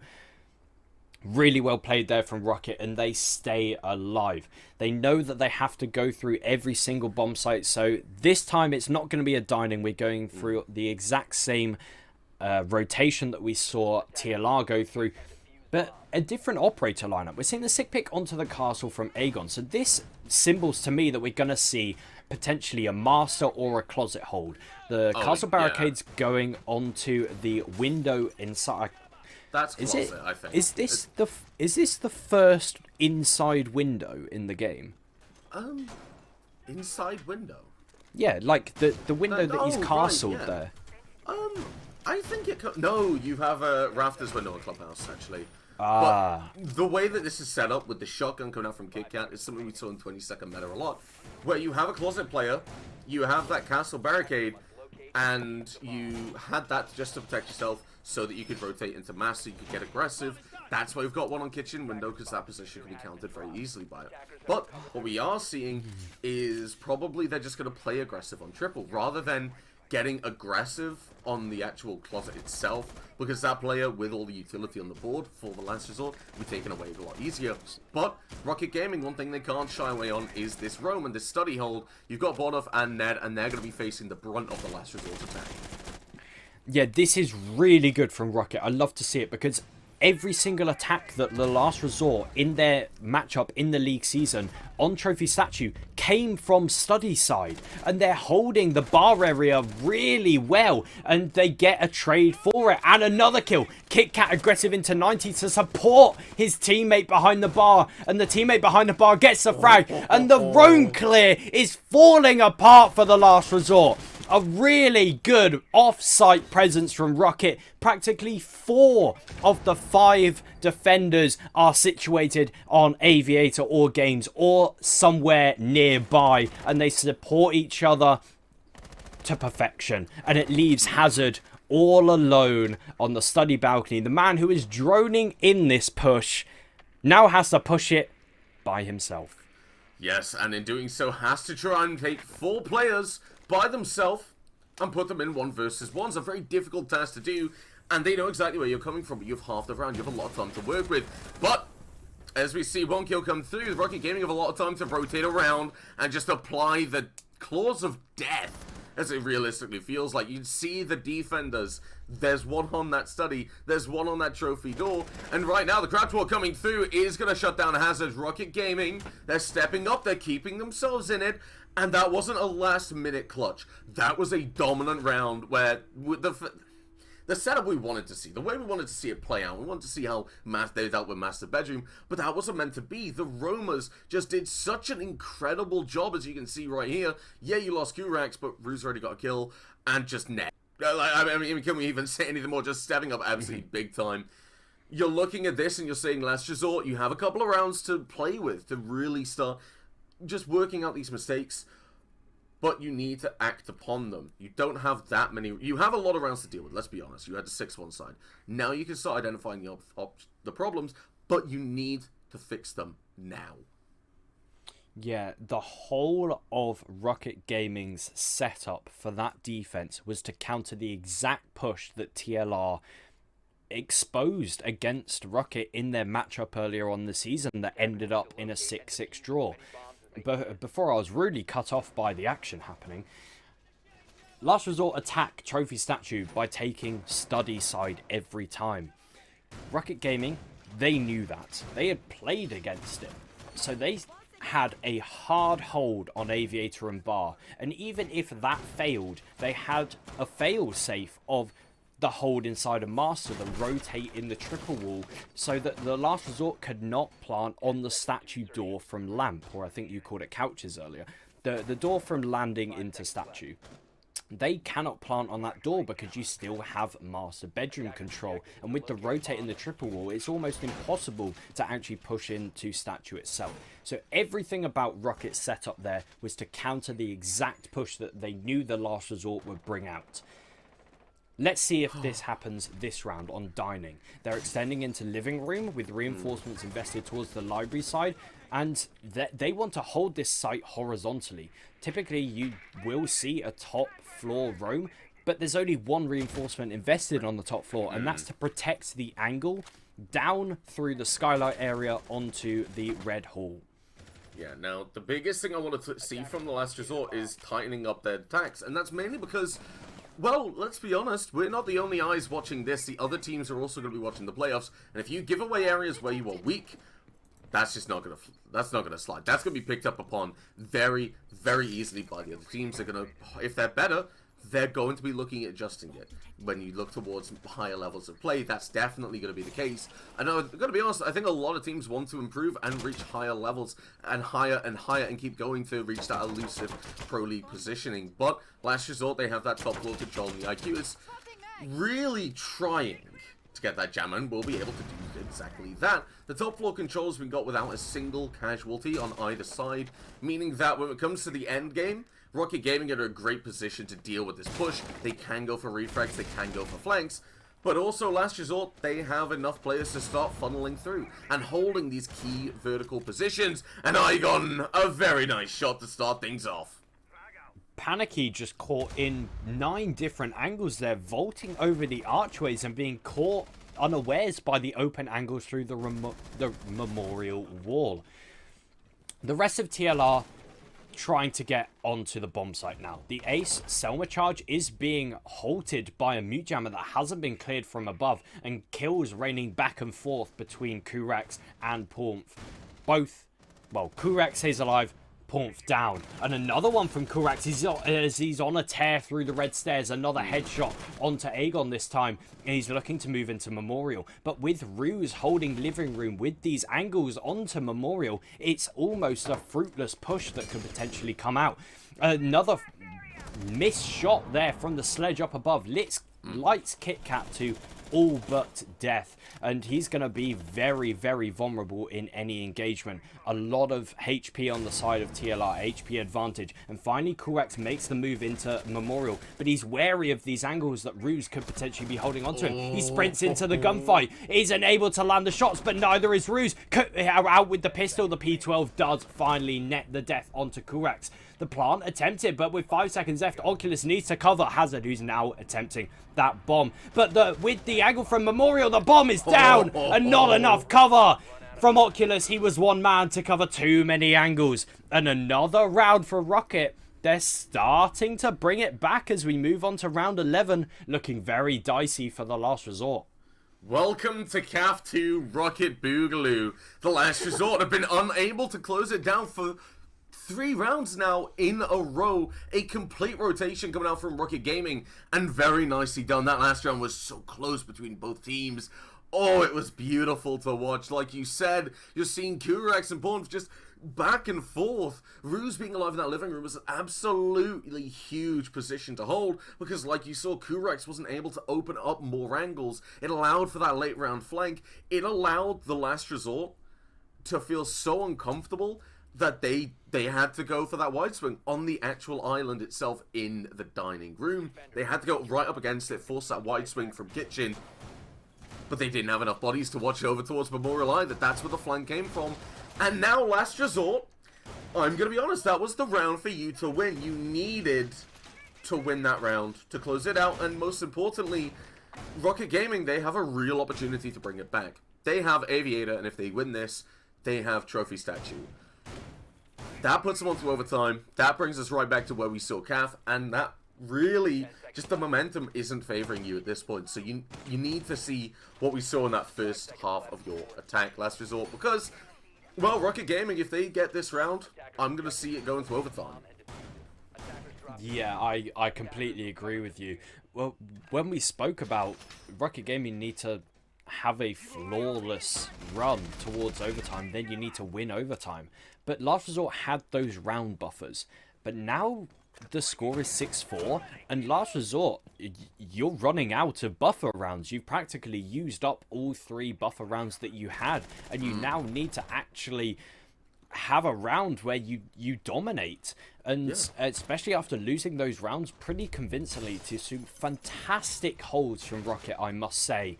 It's looking dire, and Kurax is looking even direr as he's off the board. A creep up red stairs, trying to do his best Ruse impression, but who is aware of it? Pornf. He has the intel from the black eye cams, and Kurax falls first. Kenny, looking at this, last resort, I think they might have got that first round and secured that match point at least overtime and said, right, now we're in a good position, let's try some new strats.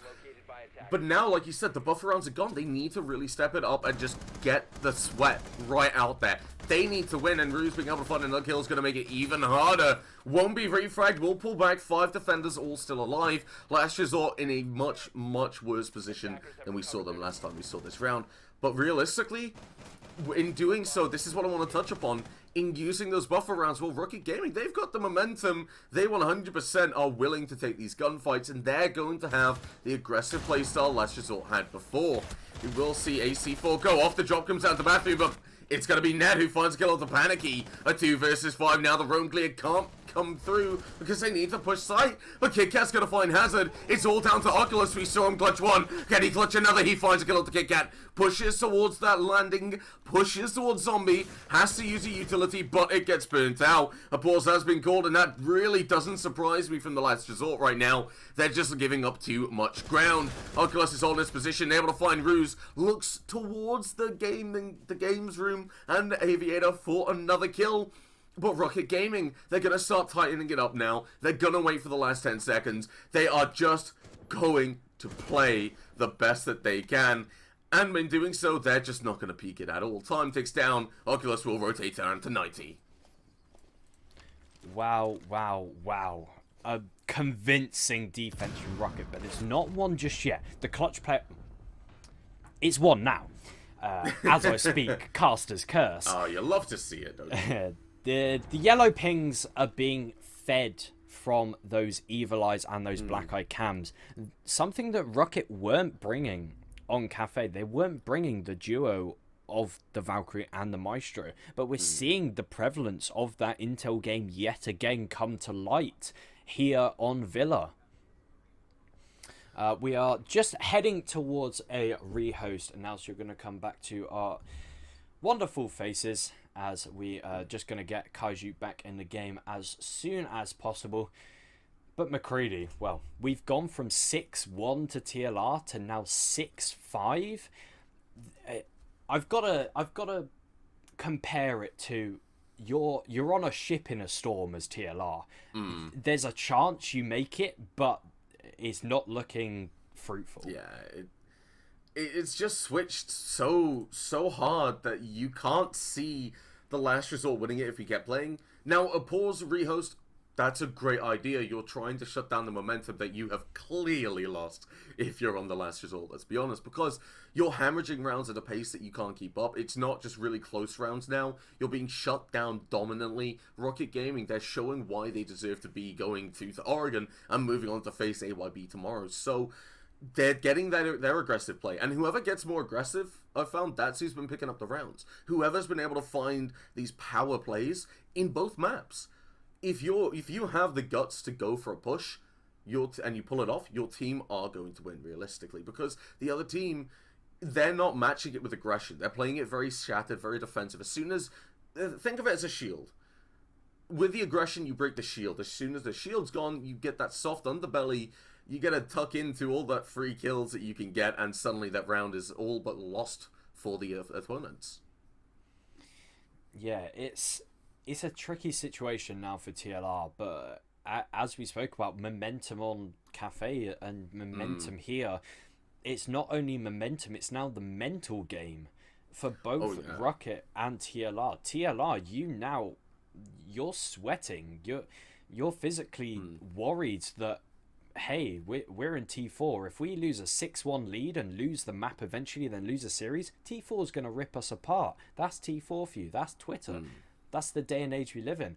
And that pressure from potentially letting yourselves and people down from such a advantage, being on the precipice of the series victory, that's going to sit in the back of your mind now.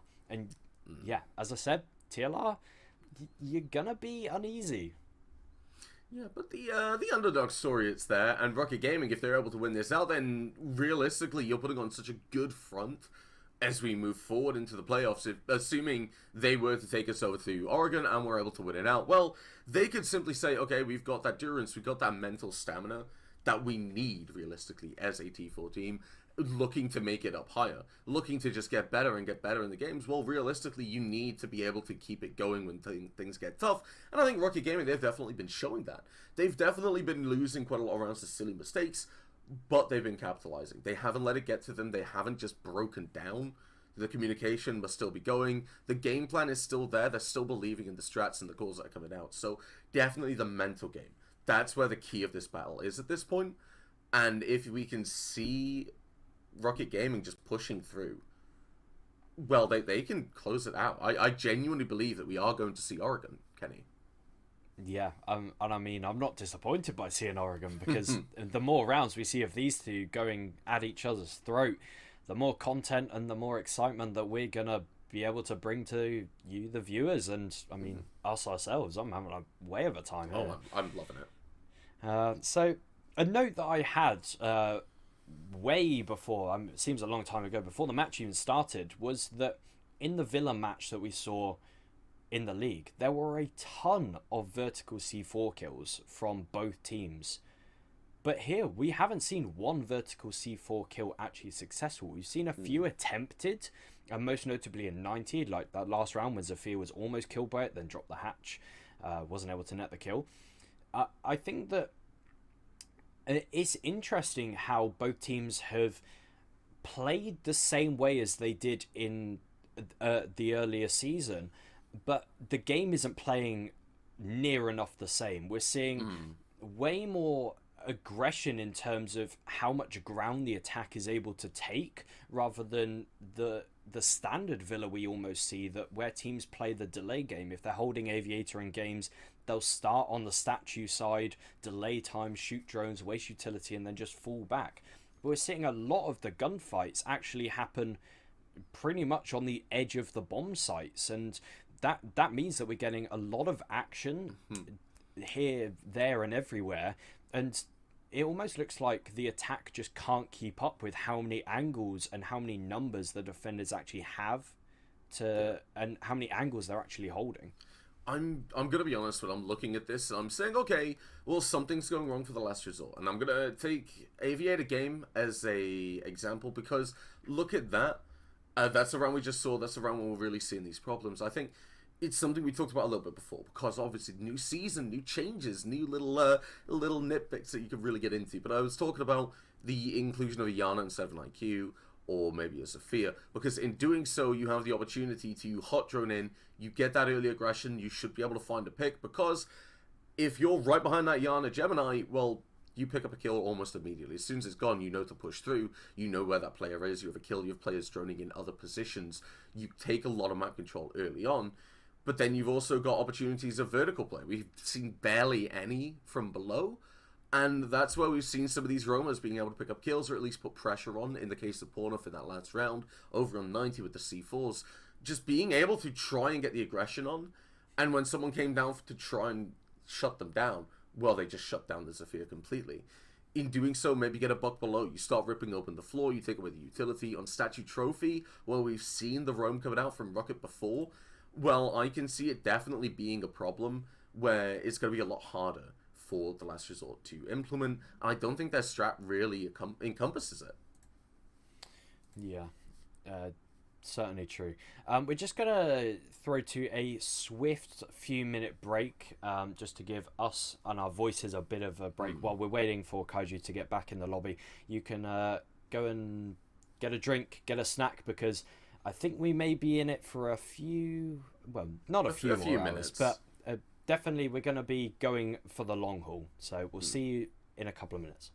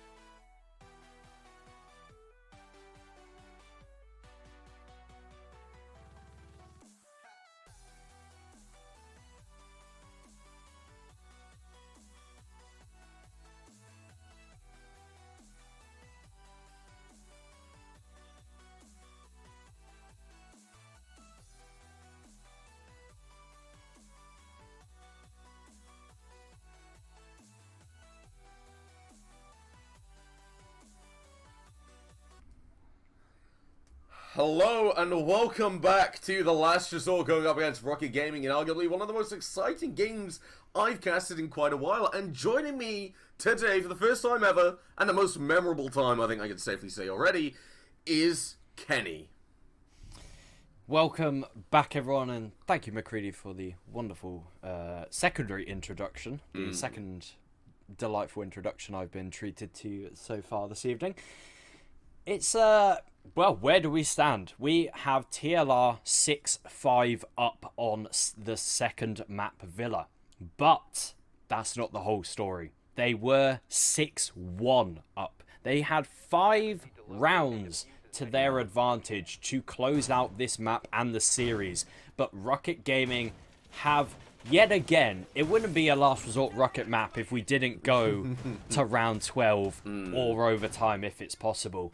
And by the way we're looking, Rucket Gaming are sending us to overtime. They've got this really strong hold in trophy and statue that Last Resort, they didn't even get near the bomb site when they attacked this last. They attacked from study across.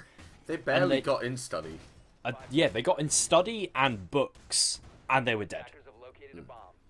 Attackers have Hazard's been talking a while, hasn't he? Yeah, I mean, that's 2.5 hours. He's been non-stop screaming or Man's singing. got more energy than us. He's got lungs. He's going for it. Fair play Man's to got him. lungs. Yeah. Maybe he should take our job. Oh, yeah, Kenny and Hazard next tomorrow watching AYB, which would be quite awkward if the Last Resort win this and play. But it doesn't really matter too much. We're seeing Last Resort, they're going in for a study clear yet again. And they're going to have to deal with these roamers. Now, they have a pre-place on 90. They have information. They should expect this, especially with these reinforcements. But the player on 90 is very good because it allows to cut off Pornoff in a very strong way. A player on study door and a player on 90 with bookshelf. That's a good position to be in. But there's a Banshee that's just been taken off. Pornoff had a lot of information on when to swing. Now, well, you just know to play Vault and play it safe. Yeah, with Vault being reinforced, the presence of the ace on 90 isn't going to be able to cut off the rotations. If he were to use a Selma charge on the Vault wall, that could be a different story. But it's too little too late. Ned and Pumph, they've collected their drones. There's only 6 drones left on the side of TLR's attack. And they now have to re-drone the bar area and the game's, well, the aviator room. That was a mind blur. And they're wasting time. Last Resort have not hard stuck the hold off-site. They have taken utility and fallen back. They have all 5 members still alive, and Porf is now lurking below to utilize a C4 as a player inevitably is going to be pushing through 90. Yeah, and it will have to be Kaiju if that is the case. But what I really want to talk about is the fact that we're seeing Rucket Gaming playing the mind games of, we shut you down in study, now going to have a very passive round. Kurex will take some damage to smoke canisters, which have already started to be deployed. The C4 hasn't gone out just yet. He's going to avoid it. Only one C4 left, actually, and that is in the pocket of Ned. He's going to be saving that for the late round, no doubt. But Last Resort, they played a much tighter game. This is a must-win round for both teams because, as you can see, if Last Resort win, then we're done. That's wrapped up to 2-0 in what really doesn't feel like it. Whereas, if Rucket Gaming have it, the real opportunity to go to Oregon, I think they are going to get it because you will find a first kill. Panicky, quick to finish, follow up with a second. Hazard will be taken down, as will Oculus, and suddenly the push is coming up the side. Panicky, unafraid to take the gunfights, finds one, finds another, on to 3, now Last Resort. Now they want to win, and Pornoff's over in Laundry. The information has been called, they know that they are there, and Kaiju, it took 1 rehost and 4 unanswered rounds, but the Last Resort will knock out Rucket Gaming. Yeah, it was an elimination matchup, and the Last Resort finally secure the series, and it is in 2-0 fashion, but that is no discredit to Rucket Gaming. They lost 8-7 on the first map. They lost 7-5 on the second map with a valiant effort on a reverse sweep, but it just wasn't to be. These two teams are so closely matched that I am sad to not see both of them progress far throughout the series. We unfortunately have to say goodbye to Rocket Gaming. They fall at age 1 along Lakers Academy. Congratulations to TLR. They move on to the next stage. That is a double elimination bracket, and they will face AYB Esports in a matchup against the 5th place major team. I don't believe that 2-0, sorry, is the scoreline we're seeing, because that just doesn't reflect at all what we've seen at all. Kaf Dostoyevsky, a 6-2 last resort, able to just win it out. Just the reverse. It's not even a reverse sweep. It was just constantly tit for tat when they were just able to win it all the way out. Oregon should have been won a long time ago. Oh, Villa, sorry, should have been won a long time ago. I'm thinking of Oregon because it feels wrong. I feel like that was 100% Rockets Gaming's map to win. They deserved it, in my opinion, because Last Resort had consistently dropped the ball when given multiple opportunities to close everything out. But, Kangaroo, that is it. Yeah, it's... I thought we were in it for the long run, but we do finally end this endurance race. And I think if we Rocket, they couldn't have done much better. I could potentially nitpick that one round where they lost the 1 versus 3 to Oculus. Yeah. Say that round goes in their favor, we see overtime. And then who knows where we go from there. Rucket have the double defense on overtime. Defense was their stronger side. It could have gone different, but I mean, that siege, it's small margins that change maps, and we saw Cafe come down to the smallest of margins, a 1 versus 1 at 7-7 max overtime that Korax managed to win out on time. I just want to say thank you to both teams for an exhilarating cast, and thank you for being beside me for an even more exhilarating cast. Oh, it's been very, very fun, hasn't it? Huge shout out to both teams, most importantly Last Resort for winning things out. Jerry, the music man, definitely a huge man who I absolutely love and respect. He's been on the observation today and has been absolutely killing it alongside with Grissom on production. But Kenny, that's it from us. That's it for tonight. Tomorrow, AYB, The Last Resort. Do not miss it. It's got to be better than this, and I can't wait, honestly. Yeah, it's gonna be, as the kids on the street say, a mad thing. And I know that Ebac is in chat and he wanted some cringe, so there's your cringe for today, Ebac. I could bring it for you. Have a nice night, everyone, and we'll see you in tomorrow's stream.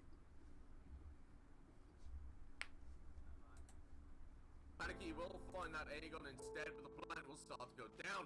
Hotgos can shut it down, and will be able to do so, but they get one, and that's going to be cemented by Ned being knocked off, and Kit Kat look for the refrag, almost out to 1 HP in Oculus. Get caught by Kit Kat, who's sprinting. They know he's there. He finds 1 kill, and he's able to find Hazard, but doesn't get Gurex. As he's not aware of the presence on brick door from the Malusi. A secondary repeating through the cage wall into Memorial and finds the shot onto the two SAS counterparts are going to duel it out. He doesn't hit Shift W and doesn't hit the shots either. Oculus is up of the Ash, but the flick onto the Legion from Ruse, and he finds a second. He is just better in that engagement, and he's circling for the third, but he sprints just past.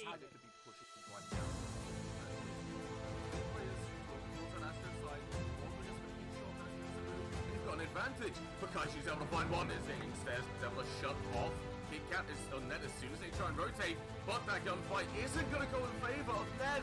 And suddenly triggered discipline for the Jaeger to stand still, and he nets it. Really good Rocket in the game. He refrags onto Panicky, and Ned gets aggressive as well. There is a player on the bookshelf. It is Ned looking for the swing. Completely winnable. Kit Kat is looking for the kill, but Casual will be finding it. No refrag attempt coming out from. That's the biggest reason. You have a ton of rounds to work with.